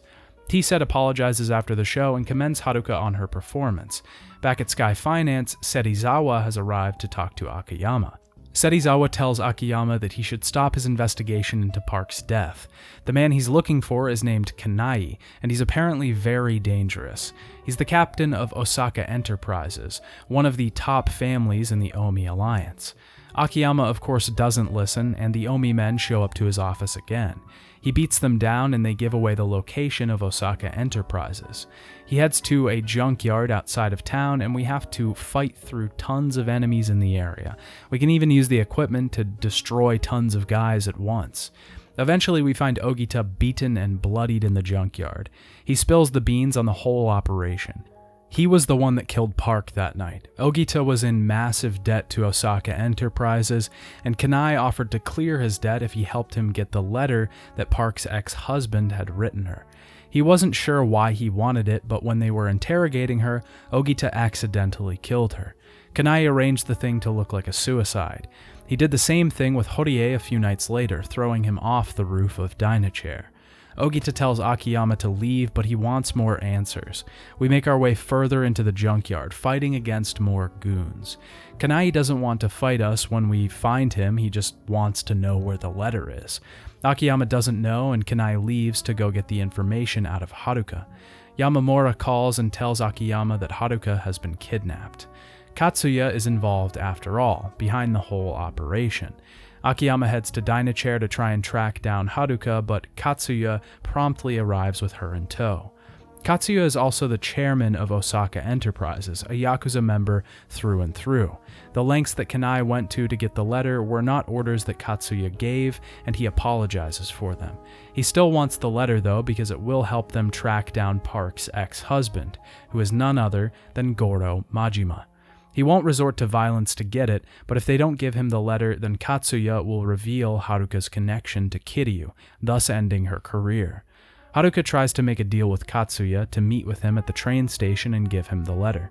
Christina overheard her conversation though, and Akiyama follows her to make sure she doesn't get hurt. Kanai tries to resort to violence again, and Akiyama has to battle him. He's a pretty difficult fight because he has even more health now and a ton of goons with him this time. We eventually take him down, and Akiyama decides to take Haruka to Tokyo, where she'll be safer. The Omi Alliance aren't as likely to attack her on Tojo territory. Plus, she has the Japan Dome concert coming up. She still wants to fulfill Park's dream, and also has to keep her promise of meeting her husband at the concert. Katsuya is upset that Kanai let the letter slip through his grasp again, and punishes him for it. He's ready to go after Majima, and Haruka is reading his letter in the car. Majima promised Park to come alone to the concert, and Haruka is prepared to meet the man herself. Haruka and Akiyama's story is really good. It was one of the highlights of the game for me. The best thing that it does is build the world outside of the Yakuza. We don't often get to see the Japan that exists outside of the underground crime organization, and this part really makes it feel like there's an existing world out there. It also deals with a lot of Haruka's issues, the pressure that's on her shoulders, her newfound fame, and how it affects her and her friendships. The Yakuza story that comes into play is incredibly tragic, and Park is a victim of the system that we've seen built up for so many games. We think the stakes are high just with Haruka's performance on the line, but it gets even higher when people start dying. The next part introduces our fully new character of the game, Tatsuo Shinada.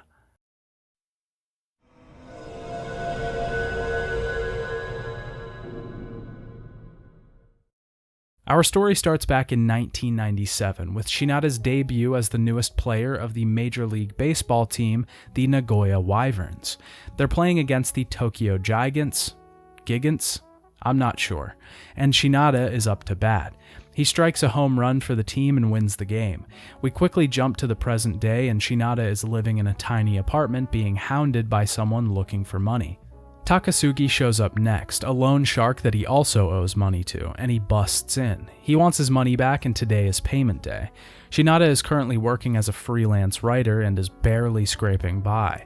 Takasugi offers him a job at a metal shop where he can lose one of his fingers and collect workers' comp, but Shinada isn't too keen on that idea. Shinada makes his way around town, and we get a good sense of the kind of guy that he is pretty quickly. He's enveloped by the local community of Kinaicho, a district of Nagoya. The people around here seem to care quite a bit about his presence, and he does what he can for them in return. Shinada sees a report on the Tokyo Gigants as he walks past a large TV downtown, but has to get to work. He has an interview set up with a woman called Milky. She's a nightlife worker in Kinaicho, but she isn't at work today. Milky calls him and tells him that her brother is in trouble. He broke something at his job and his boss is threatening him. He heads to Kubota Security to try and make things better. The men don't want to let Milky's brother go, so things obviously come to blows. We defeat the men and they let Toriyama go. He apparently broke a bat that was supposed to be sent to the Baseball Hall of Fame. Shinada looks at the bat and realizes it's a fake, so Toriyama doesn't have to pay. Toriyama calls his sister, and he seems to think she works at a supermarket. Shinada heads back to the parlor and takes some pictures of Milky for the new article. Apparently they used old photos of her last time, and the fans were upset. Milky seems to think she looks old because she's 40, but it's obviously just some insecurities. Shinada gets deeply involved with Milky and leaves, but Uno stops him because he still owes him 30,000 yen. They talk about the loan shark that Shinada is in deep with, Takasugi, who apparently is connected with the Nagoya family. When Shinada turns in his article, he gets his payment, but Takasugi takes it immediately. One of the interesting things about Shinada's story is that he's dead broke. Not just in the tale the game is telling, but in the game itself. We have no money, and it can be pretty difficult to buy supplies if we need them. This makes his part of the game play a little differently, the character reflected in the gameplay yet again. This is something that Yakuza has always done incredibly well, and it's blending the characters and their gameplay together perfectly. Even with the money Takasugi took, Shinada still owes 1.3 million yen to the man, which is about 10,000 United States dollars. Shinada sees an ad for the batting cages where he can earn 5,000 yen if he hits a home run. He heads there, but on the way, his boss calls to clear up his handwriting mistakes in the article he turned in. Once at the batting cages, we're introduced to Shinada's minigame and side story, and yes, you guessed it, it involves batting. I think you know what I'm going to say already, Dad, but there's a whole long sub-story associated with this minigame, and I'll be talking about it in depth in the distractions section. For now, Shinada gets his prize ticket, but Takasugi takes that as well. Shinada calls his friend Ushijima, who owns a restaurant nearby, and the man offers him some miso soup since he doesn't have enough money for food. At the bar, though, he says he won't give him food if he doesn't pay his tab, but he will accept prize tickets. But he doesn't know that Takasugi already stole his. He begs the man to let him have the soup for free, but he won't budge. It's kind of a depressing story because Shinada is so broke, he can't even afford to get food. It's rough, and the whole thing makes you wonder what made him get to this place. There's some Yakuza in the bar, and Shinada starts to wonder about their presence. Ushijima says that 2 Yakuza, Azumi and Takachi, were found dead in Kinaicho. That's the reason for the Omi and Tojo presence in the city.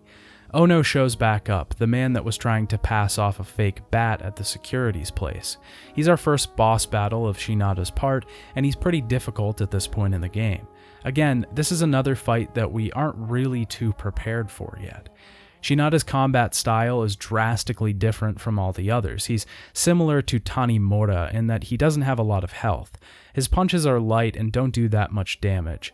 His main ability is called the My Meteor Tackle that lets him grab an enemy by the waist and run them around, knocking over other enemies. He can also toss them to the ground or throw them into a heat action.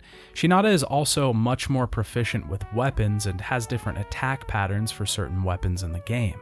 Weapons are so much his thing that you're very encouraged to use them as Shinada.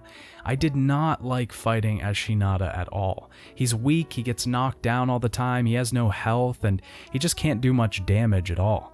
Even with weapons, it didn't feel like much of a difference. I don't really like using weapons too much in Yakuza games in general, as I said before, but Shinada relies on them. Even with that, storing a few weapons on your person can only get you so far, and having to get them repaired and even buying them in the first place costs money, which we don't have during the course of this story. I just really didn't enjoy his style whatsoever, but I don't think it was tailored to me. I'm always going to love the Saejimas and the Kiryus of the Yakuza entries, and not so much the Shinadas. Ono is tough to take down. He hits hard and has a bunch of health for our first boss. Shinada decides to go home for the night and chalk the whole thing up to a bad day. On his way back, he sees a man in a mask and glasses. He says he's looking for someone who used to be a baseball player, blending in now. Shinada says he doesn't know who the man is, and the mystery man comes out and identifies him, saying he has a job for Shinada. He wants him to find out what really happened with the home run all those years ago, what really got him to this point in his life. Which is great, because that's what we want to find out too. Shinada doesn't think there was anything unordinary about his home run all those years ago. We find out the next day he was banned from Major League Baseball and accused of match fixing. He's going to be paid $20 million when he finds out what happened. Takasugi shows up and tells Shinada to accept the offer. Shinada is adamant that he didn't do anything to get banned. He still isn't sure why he got accused of fixing the match. The masked man thinks he was framed, and Takasugi wants Shinada to take the deal. They both leave, and Shinada decides to head out. He's stopped by Shirakawa, who has a bone to pick with Shinada. He's a part of Shinada's side story, the cost of a swing. He wants us to hit some pitches that he throws, and Shinada learns that Fujita will be the new manager of the Gigants, his old coach. Shinada gets beat up by some Wyverns fans on the street and meets up with Milky. Shinada wants her to run away with him, but she tells him he has to stay and face his problems. Shinada's article is doing well, and he heads to pick up some gifts at the office. Takasugi returns the next day, and Shinada tells him he decided to take the case. He wants to look into why he was banned from baseball and finally find out the truth. Shinada tells him that all those years ago, someone came forward and claimed that he was working with Shinada to interpret the pitcher's signals. He tried to ask him about it, but the guy went missing. Fujita, Shinada's manager, was forced to resign as well. Shinada still keeps in touch with the team's massage therapist, and the two decide to pay him a visit. We have to search at the different parlors all over town because Uno isn't in his office. He loves getting amateur massages, so we have to check a couple places.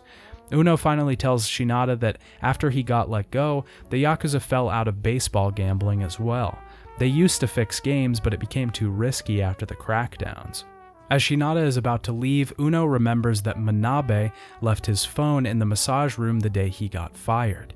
He lost it, and when Uno found it, he was very upset, possibly hiding something. Manabe owns a yakiniku place, and Shinada and Takasugi head straight there. Manabe admits that he knew about the match fixing going on. The Yakuza were involved, and if they didn't comply, they were shuffled off the team. Manabe says they could be killed, and Shinada shouldn't look too close into things because he could be dealt with the same. Manabe doesn't want to answer any more questions because he fears for his life. When back at Uno's clinic, they determine it must have been the Nagoya family that set up Shinada all those years ago. After the Tojo and Omi left the town, the Nagoya family swooped in. Uno and Shinada tried to convince Takasugi to take them to his clan's patriarch so they can get some answers, but he reveals he isn't actually part of the Nagoya. He just uses that as a story to get money out of people. Someone tries to set fire to the clinic while the three are talking, and we have to chase him down. When we catch him, he doesn't have time to give us answers because he's crushed by steel beams. Sakai was the one operating the crane. He was one of Shinada's old teammates, and he wants to talk. He doesn't actually want to talk, though. He wants to fight. We take the man down, who isn't too difficult. He doesn't really have any super strong punches and isn't too fast. He tells Shinada that they framed him because he was the only one on the team who didn't know about the match fixing, but they did it for Nagoya. Before he can say what this means, a cement mixer is about to be dropped on Shinada's head, but Sakai sacrifices himself to save his former teammate. We see a flashback of Shinada giving a home run ball away to a fan, and him quickly getting questioned by the police. Shinada heads to Nishijima's restaurant. He thinks he might know something about the fixing and what it had to do with Nagoya. He says that 15 years ago their city was caught in a turf war between the Omi and the Tojo. It was chaos, and the Nagoya family were the only thing that saved them from that. Milky calls and says that her brother was kidnapped and taken to the docks. At the same time, Uno was attacked at his parlor. Takasugi calls an ambulance while Shinada heads to the docks. At first, it seems like Milky was kidnapped there as well, but we realize the whole thing was a setup. Nishijima, Milky, and even the old woman on the street are in on it. They've all sold out to the Nagoya family, and Takasugi arrives just in time to help us out. We have to fight our way through quite a long section, bashing through multiple crowds of enemies and mini-bosses. We're even chased by a forklift at one point. Shinada is ready to give up on everything. He feels betrayed, especially by the people that he thought he knew, that he thought cared for him. But he was wrong. They all stabbed him in the back, and he has no one he can trust. That's when Takasugi tells him the truth. He used to be a fan of Shinada's. He was there at the autographing the day he was arrested. He wants to be a fan again, and Kubata's phone begins to ring. When Shinada picks it up, Manabe shows up, snatching it from his hands.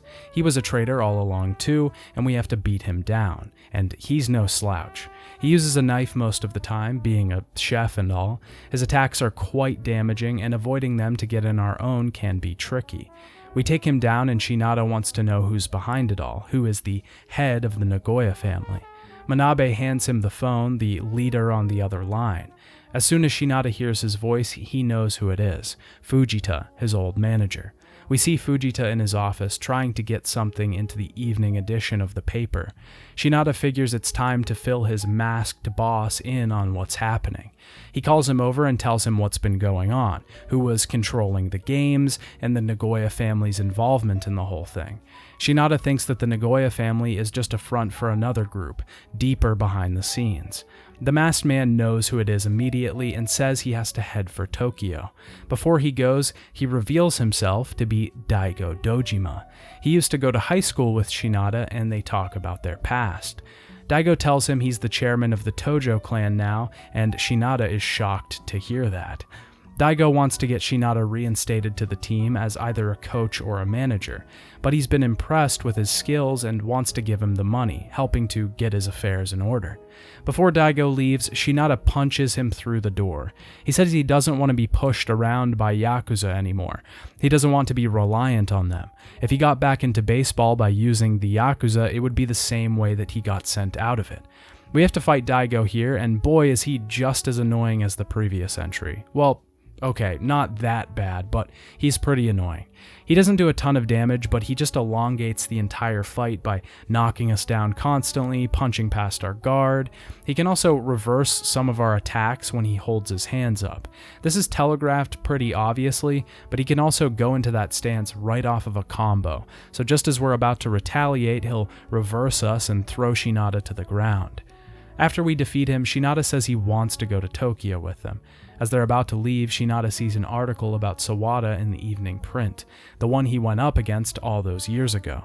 He's been traded to the Wyverns. Shinada rushes off the train and tells Daigo he has something to do first. We see Takasugi heading to Shinada's place. It's kind of a Goodwill Hunting moment, like Takasugi is Ben Affleck and Shinada is Matt Damon.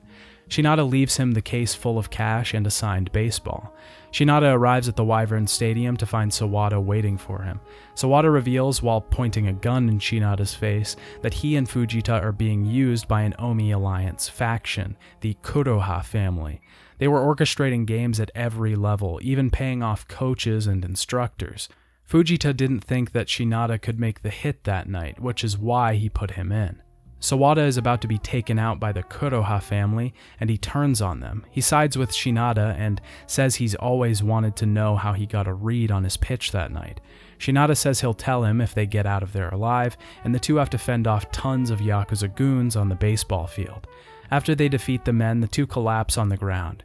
Shinada wants to know why Fujita told him to throw a fastball that night. Fujita thought that Shinada was too special to end up a pawn of the Yakuza, at their whims to fix matches whenever they wanted.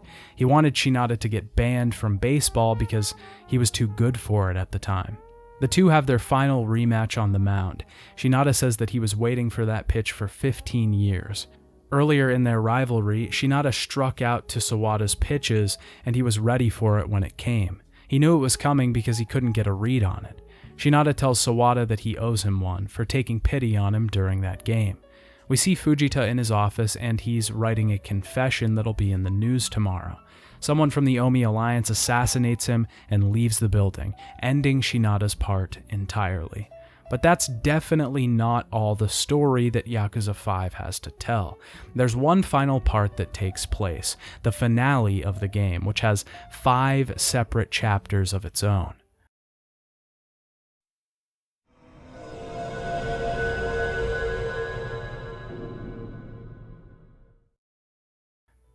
Kiryu finally returns to Kamurocho and heads to New Sedona to get some information.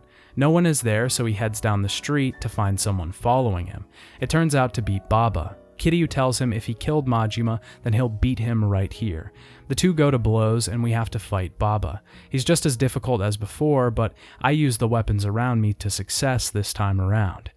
After his defeat, Baba tells Kiryu he's just like Saejima. He promises to give Kiryu some information on what Morinaga's plans are, and the two head back to New Sedona. He tells Kiryu that a war is coming between the Tojo and the Omi. He reveals that Aoyama and Morinaga were working with the Omi Alliance all along. Their plan was to kill Daigo and Majima, cutting out the Tojo leadership. They also wanted to go after Kiryu himself, knowing that he could save the Tojo clan.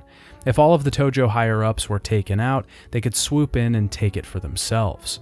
Baba tells Kiryu that 3 men are a big part of the Omi's plans: Katsuya, Watase, and Takachi. They think Aoyama is the biggest threat, and we quickly see Saejima arriving in Kamurocho with Serizawa. The two see Katsuya driving by as they're talking, and Serizawa has some interest in him. Serizawa wants Saejima to look into Morinaga by heading to Purgatory. When he arrives at the florist's office, he says that someone else was here looking for Morinaga today as well. He leads Saejima to the Colosseum, and we see that Aizawa is actually alive. Morinaga was bluffing about killing him. He's fighting in the pit to find Morinaga, and he wins his battle. He tells Saejima everything that happened, and Morinaga's traitoring. Saejima wants to fight Aizawa because he can sense something inside of him, some strength and moral compass. He believes in him, and because of this, they have to duel. He's a very easy battle that's dealt with simply by using heat actions and charge attacks. The florist decides to tell the two where Morinaga is, since they gave him a real fight. He tells them that Morinaga is dead in the Kamurocho PD morgue. We see Date investigating the death of Fujita, and he finds the Omi Alliance pin. Morinaga's prints were also on the gun that killed Fujita, but there was another set of prints, that of Katsuya's. Watase is preparing for something big, ready to go to war, marching on Tokyo. Katsuya is in his home, learning that Watase is on the move. He's clearly been orchestrating this for some time, and is waiting for everyone to arrive. We realize he's been talking to Akiyama in his apartment, and he's offering him 500 million yen to cancel Haruka's show at the Tokyo Dome. It's roughly about 3.6 million United States dollars. He says that T-Set will perform in Haruka's place. Akiyama denies the offer, and he seems to see through Katsuya's facade. He believes that he really does care about Park, Dynachair, and Haruka. Akiyama has to honor Park's dream for Haruka to perform at the Dome. Akiyama heads back to Sky Finance, and Shinada arrives. He has to borrow 300 million yen because he wants to cancel Haruka's event, and the cancellation fee is 300 million. Shinada tells Akiyama everything he's learned. He believes that the Omi is planning an attack on the concert, but Akiyama thinks there has to be another way. The two head out to find some more information and buy a bunch of liquor. They use the booze to get some deets out of the local homeless, who Akiyama knows well. They help him track down Mao Inc., one of the event organizers. He tells Akiyama that Park and Katsuya used to be friends. Majima was actually central in Osaka Talent's creation. He must not have wanted to cancel the concert out of the rivalry with Dynachair, but the specifics are still a mystery. We see Katsuya doing push-ups naked like a fucking weirdo, and he gets a call from someone telling him that Akiyama talked to the president of Mao Inc. Katsuya is making the announcement that Haruka's show is cancelled, and the florist tells Saejima he is the person of interest in Morinaga's death. Kiryu and Saejima both decide to track the man down and get some answers from him. At this point in the game, we can actually choose who we play as, and I decided to use Kiryu. Saejima is pretty good, but Kiryu felt like the one that I had leveled up the most at that point in the game. Plus, Tiger Drop is just OP as hell. Kiryu heads to Kamurocho Hills and makes his way through the building that's now fully constructed. We have two bosses at the top that are kind of annoying, Higashide and Fujikawa. They fight us at the same time, and dealing with both of their semi-strong attacks can be a nuisance. Eventually, Kiryu and Saejima arrive in Katsuya's office. Watase shows up at the same time, and Katsuya takes them up to the roof. Katsuya says that he was not responsible for killing Majima. Katsuya is actually trying to draw out the true culprit who was trying to kill Daigo and who actually did kill Majima. He believes that the enemy is trying to get them to all fight each other to weaken them and then arrive after they've done battle. He suggests that they all fight so they can lure out the real person behind all of this, and Watase wants to use this as his chance to finally fight Kiryu. First, we have to fight Watase as Kiryu, which, like I was saying before, is pretty easy with the use of Tiger Drop and the Komaki parry. It's still kind of a crazy fight because Watase does a ton of damage. He'll knock your health bar to nothing if you're not careful. Afterwards, we have to fight Katsuya as Saejima. This battle was a bit easier, and it was also the point in the game when I realized Saejima's grabs are incredibly powerful.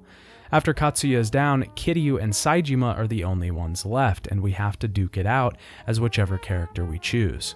I picked Kiryu again and made Saejima eat pavement. This battle is great because it's like the two finally got the chance at a rematch from all those years ago. Their battle in the sand ended on a draw, but now they can finish it, but it still virtually ends in a draw.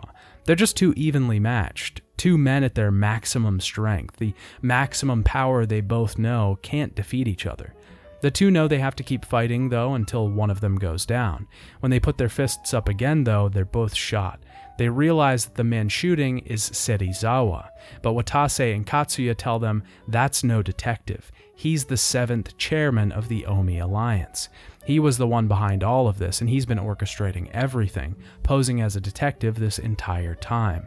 This is actually Kurosawa, and the whole reason Daigo went to Nagasugai in the first place was because he was dying. Kurosawa's whole reason for doing this was that he hates the charismatic Yakuza, like the 4 men standing before him. He doesn't like Yakuza who don't fight dirty. He wants to put an end to that breed and bring them back to what they were before, so he brought the 4 out here so he could kill them. He shoots at Watase, but Katsuya takes the bullet for him, dying in Watase's arms. Daigo shows up and says he's been tracking Kurosawa the entire time. He said he knew Kurosawa was planning something. He could see it in his eyes when they first met. At this point, Daigo doesn't even know if Kurosawa is sick, but he knows he isn't long for this world. Daigo shoots Kurosawa's gun from his hand, and he wonders why he didn't just kill him. He wanted to give Kurosawa the chance to die like a Yakuza and take his own life in shame. Kanai shows up and shoots Daigo in the stomach. Kiryu tries to get to him, but he's on another helipad and is just forced to watch. Before Kurosawa leaves, he tells Kiryu to worry about that little girl of his.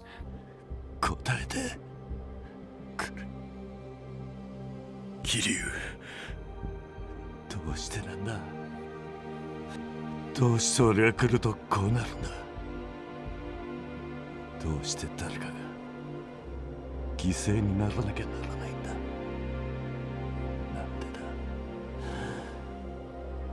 だ? なんでなんだ? Before we get into the finale of the game, we should really talk about Yakuza 5's music. I truly think this soundtrack is some of the best the series has to offer. It's incredibly inventive and sounds a lot different from previous OSTs in the series. It has its own unique style, and a lot of it are these really somber, almost dirty tracks. The song The Battle for a Dream is a melancholic battle theme. These wild, jazzy drums are in the back with these aching guitars in the front.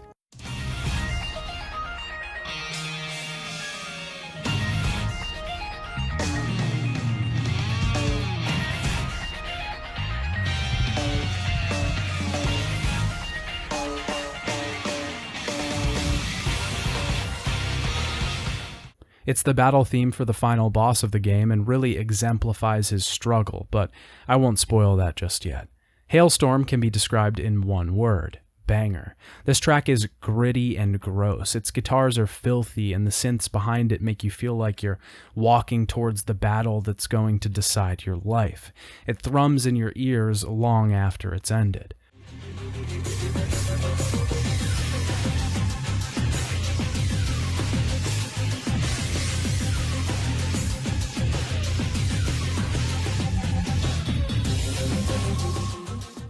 Extermination is this pseudo-metal track. It's got classic heavy guitars and the loud snares at the forefront of the whole thing.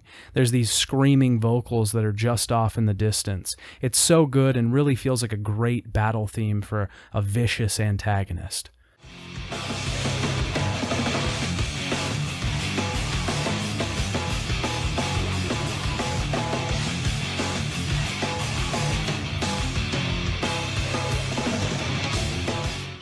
This whole OST is something really great. It's unique and ambitious, just like the game it plays over. Its tracks are so distinct and they all feel like they're new experiments that Shoji is putting into the mix. I just love it. Haruka is practicing for her concert tomorrow, and Yamamura is arguing with the venue about the concert being cancelled. They weren't the ones that did it, but T-Set shows up with a proposal.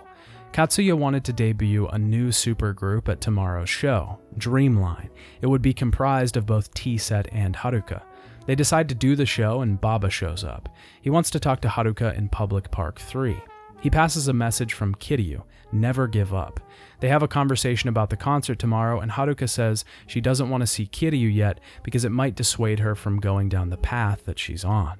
When she leaves, Baba asks himself what he's doing, clearly up to something. We see Watase looking over Katsuya in the hospital, and Kiryu and Saejima are back at New Sedona. Date arrives and says Daigo is alive, but he's on life support. Akiyama arrives and is ready to share the information that he's gathered. He fills Saejima and Date in on everything that's happened to him so far. Katsuya and Park leaked the information about Majima's letter to set a trap for Kurosawa. They were trying to figure out who was behind everything and made it seem like Majima was alive even after his death. We see Shinada in the hospital, passing by Watase. He asks him if he would get revenge for his friend or prioritize his friend's dream. Shinada says he'd want revenge, but if his friend didn't want revenge, he'd go for the dream, because that's what friends are for. The new supergroup are practicing in the studio for their concert, and the three at New Sedona think there will be an attack on the concert at the Dome. Kiryu doesn't want to cancel the concert tomorrow. The show must go on. Saejima talks to Kiryu on the roof. He's terrified at what might happen to Haruka. He's felt alone the whole time that he's been gone, more lonely even than when he was in prison. He can't risk anything going wrong with the kids that he cares for, but he knows Haruka would still put on the concert even if she knew she was in danger. Saejima says even without his brother and his family, he isn't lonely because they died on their own terms. All he can do now is fight for them and make them proud. I love the way that Saejima and Kiryu's relationship has developed. They're both these older Yakuza guys, and they have the same strength, the same power, and the same morals and determination. Seeing them help each other out emotionally is always super satisfying. Shinada has shown up at New Sedona, and he's got a sketch of the concert tomorrow. He knows a lot about the place, having played there when he was a baseball star, and he's narrowed down where the attack will happen. We see Kurosawa overlooking the city, with Majima beside him, still alive. He says he needs his help with one last thing. The day of the concert, Haruka and the girls are preparing backstage. The group at New Sedona sees a report on the news about a group that has seized the Millennium Tower and has taken Majima hostage. The four of them head there and are attacked by Majima family members outside of the building. They all decide to split up and take care of individual tasks. Saejima is going to get Majima, Shinada is going to protect the stadium, Akiyama and Kiryu are going to hold off the guys at the tower. We get another choice of who to play here, and I again took Kiryu. We fight through tons of guys on the streets of Kamurocho, and eventually have to take down Kanai, who is an absolute beast. He makes a run for it, and we have to choose between Shinada and Saejima, and I of course chose Saejima, because I couldn't stand playing with Shinada's fighting style any longer. The men make their way through the sewers, splitting up at the end and taking their respective paths. Haruka keeps the pen that Park gave her in her shirt before they head out on stage. The girls make their grand debut on the center stage, and we see Baba at the Dome holding a sniper. Saejima arrives on the roof of the Millennium Tower, confronting Kurosawa himself. He brings out Majima in chains, multiple men guarding him. The two are ordered to fight to the death, otherwise Kurosawa will order Baba to kill Haruka. Majima doesn't want to, but he knows how much she means to Kiryu, and he can't let that happen. Saejima has to win to save Haruka, because if Majima beats him, he'll give the order to shoot. Before they go head-to-head, Majima reveals that he was the one who expelled Saejima when he was in prison. He didn't want him to be dragged back into the fray after he got out, but it happened anyway. We have to do battle against Majima, and boy, he's pretty tough. Majima and Saejima's friendship has always been the perfect setup.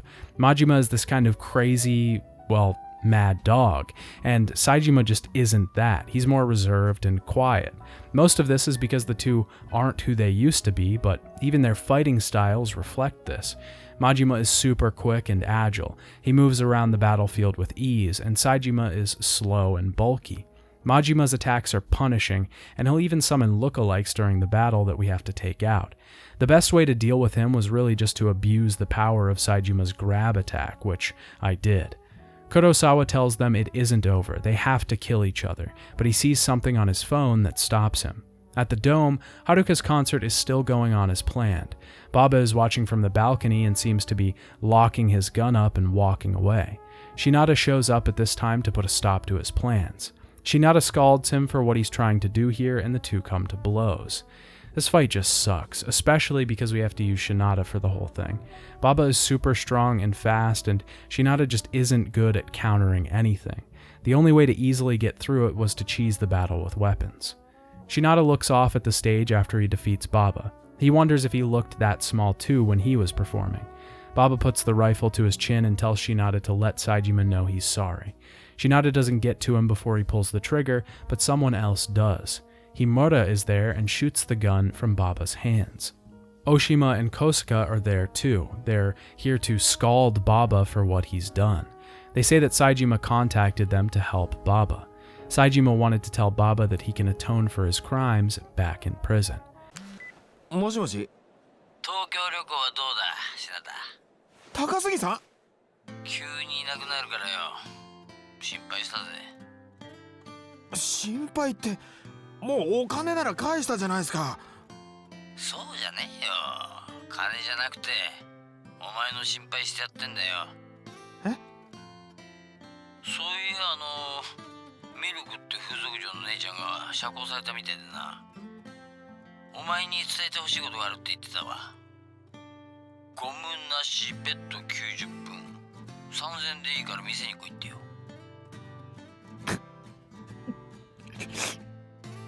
みんなお前の顔が見たいってよ。帰ってこい品田。それにお前が帰ってこないと俺も完全証明出せねえで困ってんだな。For some reason, this scene is so sad, and it all comes right after Shinada wishes he had somewhere to go back to. Takasugi and Shinada are kind of the cutest two little guy friends in this game. They're great, and we leave Shinada sobbing on the floor of the balcony. Kurosawa realizes his plan was foiled and is about to kill Saejima and Majima, but the gun is shot from his hand by Daigo. He shows up with Katsuya and kills all of Kurosawa's guard. Back at the concert, the girls are taking a break in between shows when Haruka sees Kiryu fighting on the news. We take down Kurosawa's men as Kiryu, and on the roof he tells the Yakuza that they've already lost. He coughs up blood, and it's clear that he really is sick.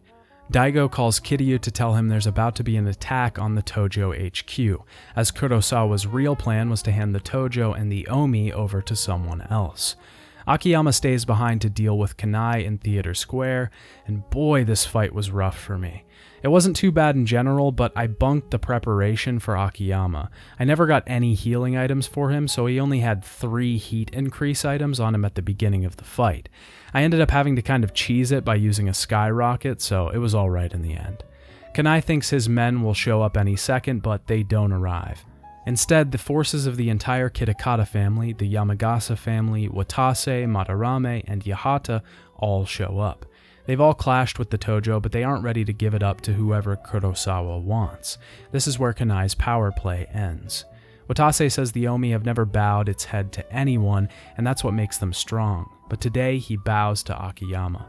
Akiyama lights a final smoke and calls it a day. Kiryu finally arrives at the Tojo HQ to find all of the patriarchs beaten, possibly dead. He arrives inside and Aizawa has taken the seat of the chairman. Aizawa reveals that he was Kurosawa's son, and on the roof, Kurosawa is giving the same information to the group there.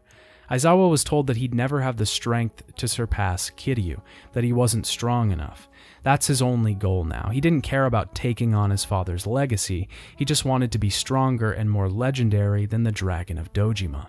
He wants a fair fight with Kiryu. At the same time, we see Dreamline coming on stage performing their new song, Dream. 乗り越えるべき壁が俺だというのなら付き合ってやる。二度と乗り越えようとすら思えない力の差、一度だけ味合わせてやる。We have a huge final battle with Aizawa that takes place all over the Tojo HQ. It's grandiose, it's epic, it's a fantastic end to the game. Aizawa is a pretty strong opponent as well. He has a ton of health. Way more than anyone we've fought thus far. He isn't exactly difficult, but the battle being so long on its own makes it a great send-off for this epic chapter in the series. The two end their battle outside, one final punch deciding the thing, but before we see the results, we jump back to Haruka on stage finishing her song. Kiryu defeats Aizawa. He tells him to fight his way back and take Kiryu on again. This is what's so great about Kiryu's character. He's all about strength and determination. It's what he respects. He doesn't want someone to stop chasing their goals, their dreams. Even though Aizawa has nefarious intentions, he'll be there whenever he needs a challenge, because that's what Kiryu is there to do. Kiryu's wound from earlier bleeds and he falls to the ground. We see Haruka giving her final speech after the group's song has finished. She says that being an idol has been her greatest dream, and it's more than she's ever hoped for. But it's taken her away from the people she truly cares about in life. She can't go on being an idol any longer if it means she can't be with the people she calls family. So she tells the crowd everything she's been hiding, that her family is Kazama Kiryu, thus ending her idol career. After the credits roll, we see Kiryu limping down an alley, his wounds leaving a trail of blood behind him. He's fading, trying to crawl back, but he can't make it. Oji-san!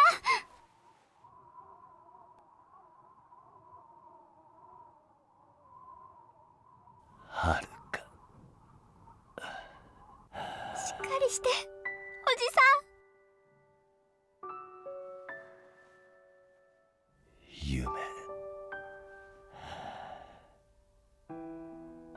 夢じゃないのか。違うよ。私はここにいるよ。The game ends with Haruka finally reunited with her father as he bleeds out in the snow. The finale of this game is so well done. It's incredible how all of these stories come together at the end. Everything was set up perfectly in the previous parts. Each character is thought out and developed on their own. We're given context to what each person wants and the situations that they're dealing with. The whole game focuses on one thing, their dreams. Kiryu's dream is to be with his family again, but he also wants Haruka to have her dream.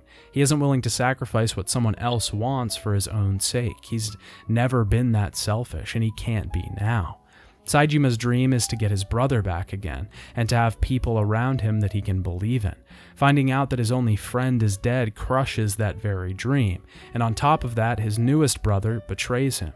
Shinada's dream is to find some semblance of a family in this cruel world. He's been dejected from every possible institution that he's been a part of. He's on the run from moneylenders, he's broke, and he can't do the one thing he loved anymore, play baseball. Now he just wants to feel like he's a part of something. We think Haruka's dream is to become a pop idol in the beginning. She dreams of these shining lights and huge concerts, tons of adoring fans. She has to give everything up to get there, but once she does, she realizes she's living someone else's dream. She realizes that she always had what she wanted. It was right there the entire time, and she'll do anything to get it back. The finale sees everyone getting their respective dreams, achieving their goals, and mostly getting a happy ending. The only question that's left is whether Kiryu makes it out of that snow-covered alley. Akiyama doesn't really have a dream though, I guess, because he was the least utilized character of the game. He really got done kind of dirty in this entry, and I kind of wish they would have focused on him a little more. But now that we've finished the main game, it's time to go back and talk about Yakuza 5's distractions, because boy, there are a lot. Yakuza 5, just like its predecessors in the series, has a ton of side content to complete after the main game has been finished. Each Yakuza game usually contains a few larger mini-games with their own dedicated stories. Yakuza 5 has 4 in total, and they're all as in-depth as the last. These are called side stories, not to be confused with sub-stories. The first of these is the Taxi Driver side story. Kiryu's taxi driver story is all about doing Kiryu's job. We have to drive Kiryu's taxi and take people to their destinations. We drive around the city keeping on our path and get points for good driving. This means using turn signals, stopping at red lights, and responding to the passenger when they try to talk. We get points deducted if we drive poorly, which means accelerating suddenly, hitting pedestrians, or running through stop signs. I'll be honest, this was my least favorite out of all the side stories. It's kind of difficult, especially trying not to run into people, because every pedestrian loves to walk out right in front of the taxi as it's driving. It's also just not very fun to drive slowly around a city. This one normally felt more like a chore than a minigame. There's also conversation missions that have driving on autopilot. We have to hold a conversation with the passenger and pick the right options. The last type of driving missions we can get into, and the subject of the main story of all this, are the races. These revolve around defeating the Devil Killer's racing gang. We have to race multiple different opponents and even fight some of them. The races aren't too bad, and we can use heat actions once per race to get a head start. We can also use a turbo, which builds up throughout the race to get another boost ahead. We can upgrade the car after leveling it up, giving us better performance and a higher turbo.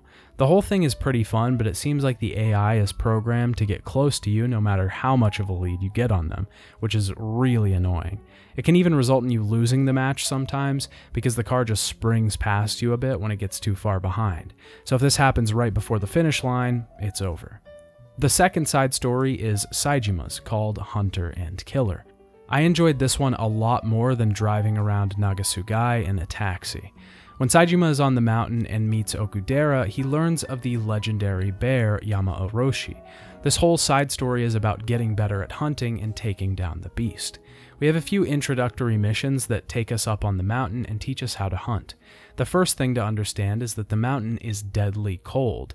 We have gear that will help us, but the cold will steadily decrease our health when we're on it.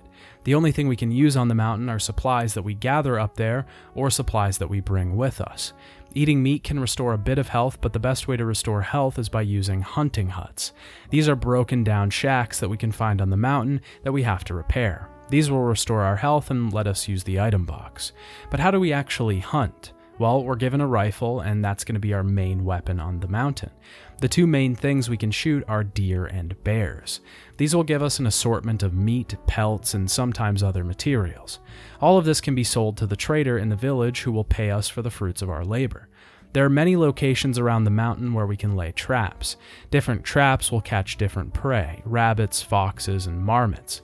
Their meat and pelts definitely aren't worth as much as a bear or a deer, but we don't have to work as hard for it. Hunter and Killer's main story follows Saejima as he tries to help Okudera take down the legendary bear, Yama Orochi. It's thought to be unkillable, and we're attacked by it multiple times. We eventually upgrade our gear and track the bear into the mountain. When we do, we can't kill him with bullets, and we have to go with what we know: fists. We have our rematch with the bear and take him down, and the mountain is safe. I loved this whole story and minigame. It was so interesting to see how the people on the mountain survived and lived. It was a harsh lifestyle, but they made it through. I've also never been one for hunting games, but I just loved doing this whole thing. It was interesting, and I think some of the appeal was the survival aspect. Having to survive on the mountain was enough to keep me interested in tracking and hunting game for a couple hours. The third side story is Haruka and is called The Road to Fame. This one is mostly featured in the main game and kind of overlapped. It isn't as separate from the main story as the other two are. It basically involves Haruka doing a variety of different jobs at Dynachair. We can go to the schedule board and complete tons of different requests that get us paid.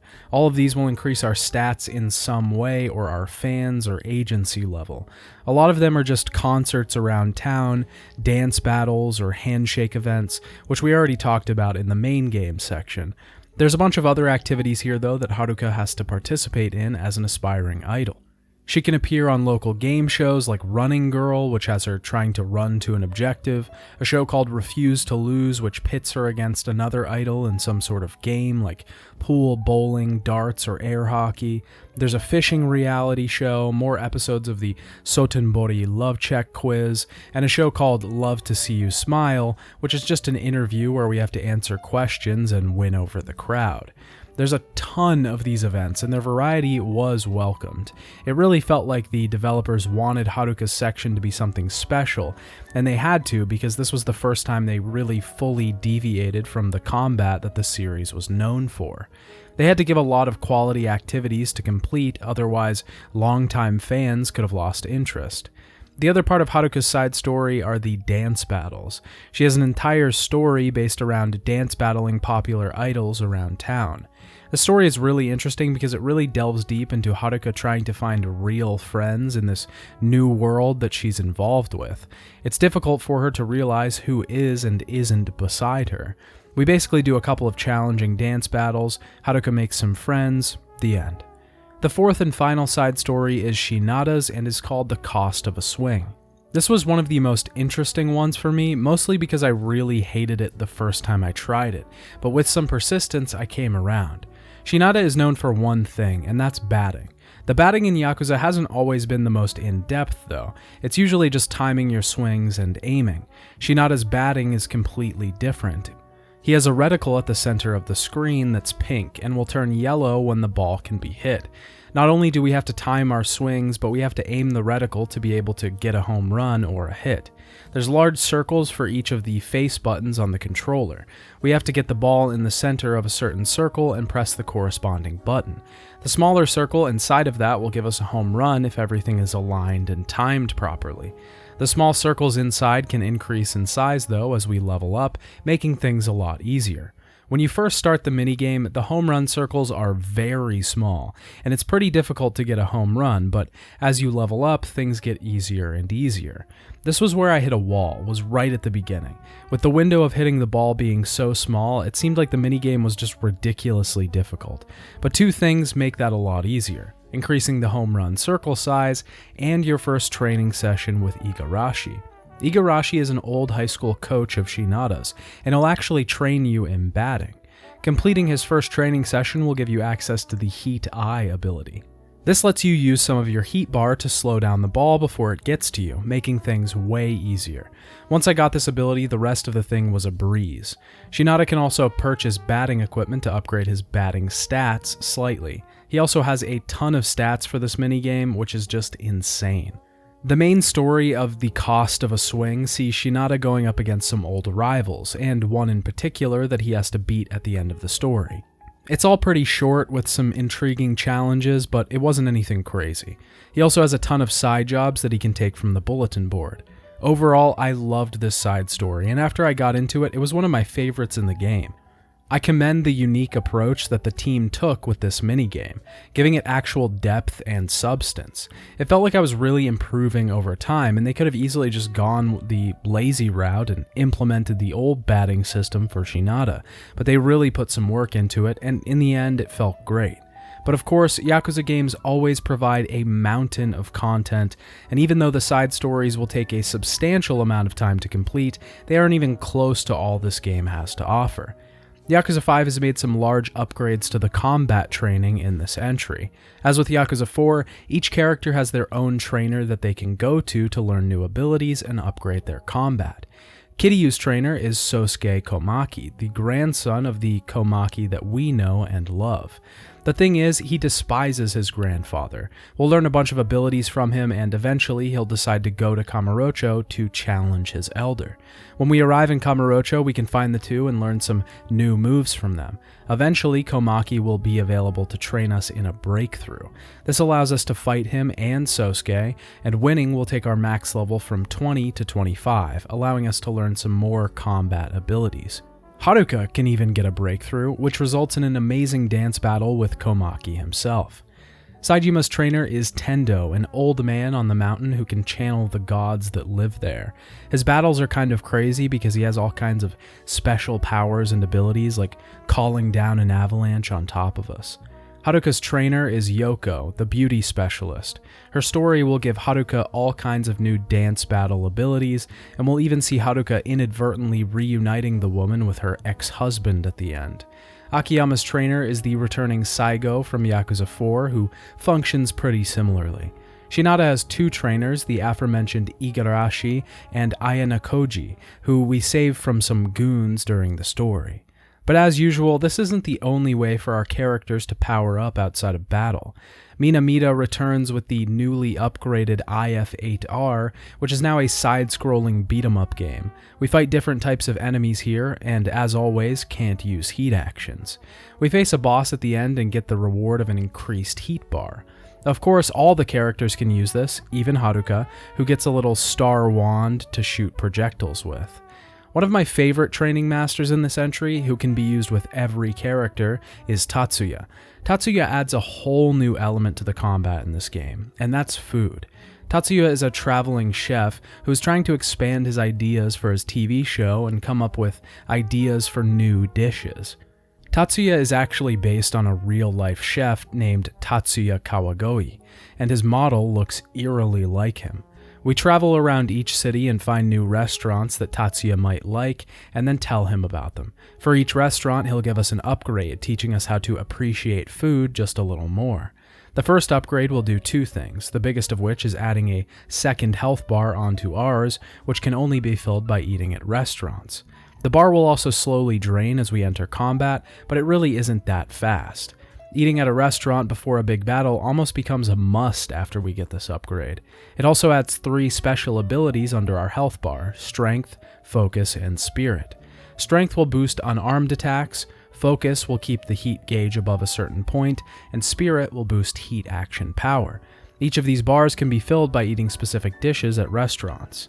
The second upgrade will add another set of bars to each of these stats, and the third upgrade will cause the health bar to drain even slower. Tatsuya's whole upgrade system works so well and not only changes combat, but changes the entire restaurant system for the better. It's a fantastic addition to the game, one that's incredibly welcome, and the whole underlying theme of trying to appreciate food to get the most out of it just works so well in the Yakuza world. Once we give Tatsuya 3 dishes, he'll have an idea for his new dish, and we can find him to see the reveal on his new show. This will add a new dish to that restaurant permanently. I should also mention that Tatsuya's training can be done for each character in each city, even Haruka. We can also get revelations in this entry, which are crazier than ever. The game also introduced weapon revelations, which can be gained by using the same weapon over and over in combat. There weren't very many normal revelations in this entry, which I wasn't a big fan of. I would have preferred more of the normal runs rather than the weapon one. Now that we're done talking about how to bulk up out of combat, it probably makes sense to talk about all of the other side activities in the game, because there's a lot still left to cover, and each character has their own specific mini-games to take part in. One of the big staples of the series that's made a return is the hostesses. Each character can travel to a hostess club in their city, just like previous games. They can entertain the hostesses and grow their relationship with them through conversation or dates.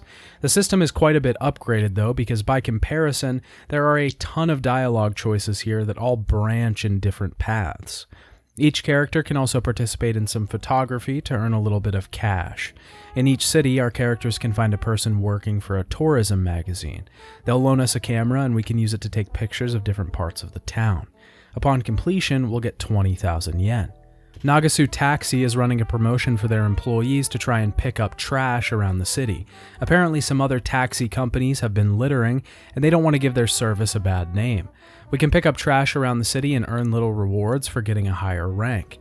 I love the rewards you get because it's mostly stuff like a rubber ball and a chili pepper, which really exemplifies the whole corporate incentive thing in the workplace. Kiryu can also help out a local noodle shop whose owner is in need of a bathroom and has to take a break. We can play a little mini game where we have to monitor the state of the noodles and make sure to make each order correctly. Saejima can collect treasure maps all over the city to try and collect a prize. Once assembling the map, we'll have to go someplace and answer a riddle, like how many phone booths are in the city. If you want some non-lethal combat, we can compete in the snowball fight competitions. These are little mini-games in the first person that see us pelting snowballs at the other competitors. It's pretty easy in general, but the controls take some getting used to. Haruka can help out a local comedian who's trying to audition for a show. His partner quits at the last minute and we have to step in for him. We have to pick the right options and also make sure to time our jokes properly. This was super difficult, and I always felt like I was doing terribly because I was. Shinada can take part in a local lottery by picking up tickets on the ground or earning them from local shops. These tickets can be turned in and he can win prizes that are mostly used for weapon crafting. Shinada can also get into some races, not the normal type of races though, chicken races. This is called the Cochin Cup, and is a surprisingly deep minigame. You can create a chicken, use specific trainers to increase its abilities, and even breed the chicken to continue its generations and lineage. All of the male characters can compete in the Colosseum, but they have to earn their entry. This is called the Victory Road and is basically a bunch of different combatants that we have to fight on the streets, and is led by a mysterious man who just happens to look exactly like Takaya Kuroda, the voice actor for Kiryu. It's also worth noting that T-Set's manager, Nakai, also bears a striking resemblance to Toshihiro Nagoshi, the creator of the series. Outside of that, there are a metric ton of other minigames. I'm not going to go over all the ones we've already seen because most of them are very similar to their previous iterations. This one does see the addition of Virtua Fighter, Taiko no Tatsujin, Gurhain, and Air Hockey. But as usual, the bulk of our time will be taken up by the sub-stories in the game. Yakuza 5's sub-stories didn't have a ton that stuck out to me though, to be honest. Most of them were pretty flat in general, but there's a few that piqued my interest. The first involves Tatsuya and was more of a cap-off to his training upgrades. After we've completed all of Tatsuya's training with all of the characters, he'll have completed his quest to find new dishes. He'll then be available to help out Kiryu. The owner of Cafe Alps in Kamurocho is losing business and needs something new to get his customers coming back around. Tatsuya helps create one final new dish for the business and get it back in style. There's kind of a sad sub-story involving Kiryu and the kids from Morning Glory. He's missing them a lot, and since it's about to be Christmas time, he decides to send them all separate amounts of money for different presents. He reflects on each of them and what makes them special, sending different amounts for different people. There's a sub-story that starts with Kiryu talking to one of his co-workers. Kiryu is shocked when he sees a familiar face in Nagasugai, that of Yuya. Yuya recognizes Kiryu, but he can't blow his cover in front of someone he works with, so he acts like he doesn't know the man. After the taxi driver leaves, he fesses up and tells Yuya what's going on. Yuya decides he wants to stay in the city and go under a new name as well, so he starts working at a hostess club nearby. He realizes he used to have it nice at Stardust because the new clubs let Yakuza in, and he can't do anything about it. He decides to head back to Kamurocho and live his life there. There's an interesting sub-story with Haruka where she has to complete an interview for a magazine about Okinawa. She's doing the interview for the kids at Morning Glory so they can see it. When she gets there, she realizes all of the fan questions are from the kids at Morning Glory, going under aliases. The paparazzi is secretly taking pictures of Haruka around town, and she eventually tracks them down, mostly because the guy taking pictures is super obvious, which I thought was funny. One of the saddest sub-stories that Haruka has is called A Normal Life. This sees Haruka meeting some girls from her new school. They want to go out to lunch with her, but they can't stop asking her questions about her idol life. She realizes quickly that they only want to be friends with her because she's famous, and it's just hollow interest.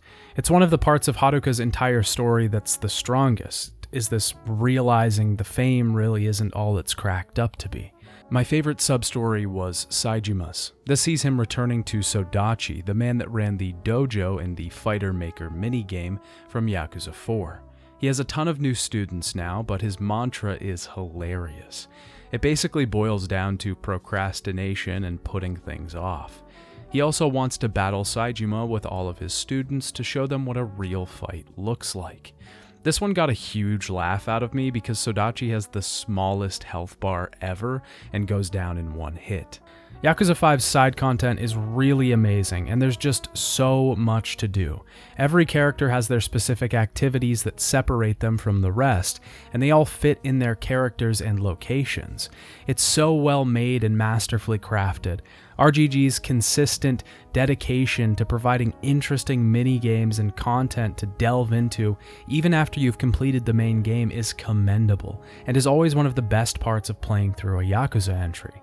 I think the addition of so much new content this time around came at the expense of the sub-stories, though. I'm not too angry with this trade-off because I'll always take a huge fleshed-out side story like Hunter and Killer or The Cost of the Swing over tinier sub-stories. Yakuza 5 is a game with a huge scope, and frankly, the developers had a ton of ambition with this entry. Everything they did with Yakuza 4, they tried to step up another notch for Yakuza 5, and they definitely pulled it off. The story is spectacular, and it really feels tied together. It may be insanely long and have a ton of characters at its disposal, but it somehow figures out how to tie all of those characters together and weave an interesting story in the process. The themes and developments are well done, and you're able to follow a constant thread throughout the entire thing. Everyone is given their due here, and each character is dissected and developed over the course of the tale. Each character's gameplay reflects their own story, and you genuinely feel like you're playing all of these characters, not just a skin of Kiryu. Outside of that, the combat is stepped up a notch and is as fun as ever. Kicking through hordes of bad guys feels incredibly satisfying. The new locations flow well with the story, and we're swept all over Japan. The game never gets stale, it always feels like it's moving in a new direction. The side content is jam-packed with interesting and fun stuff to do. There's so much here, it takes hours and hours to see everything the game has in store, let alone complete all of it. Yakuza 5 is some of the best this series has to offer. Everything is so good, and RGG is just in peak form on this entry. They took everything they were trying to do with Yakuza 4 and kicked it up a notch. If Yakuza 4 was the prototype for telling a giant story with multiple playable characters, then Yakuza 5 is the official release. On release, Yakuza 5 was given critical acclaim, especially in Japan. Famitsu gave it a perfect 40 out of 40, and fans loved it.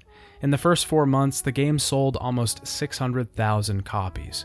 The RGG team would again begin work on the next installment in the Yakuza series, but this was no sequel.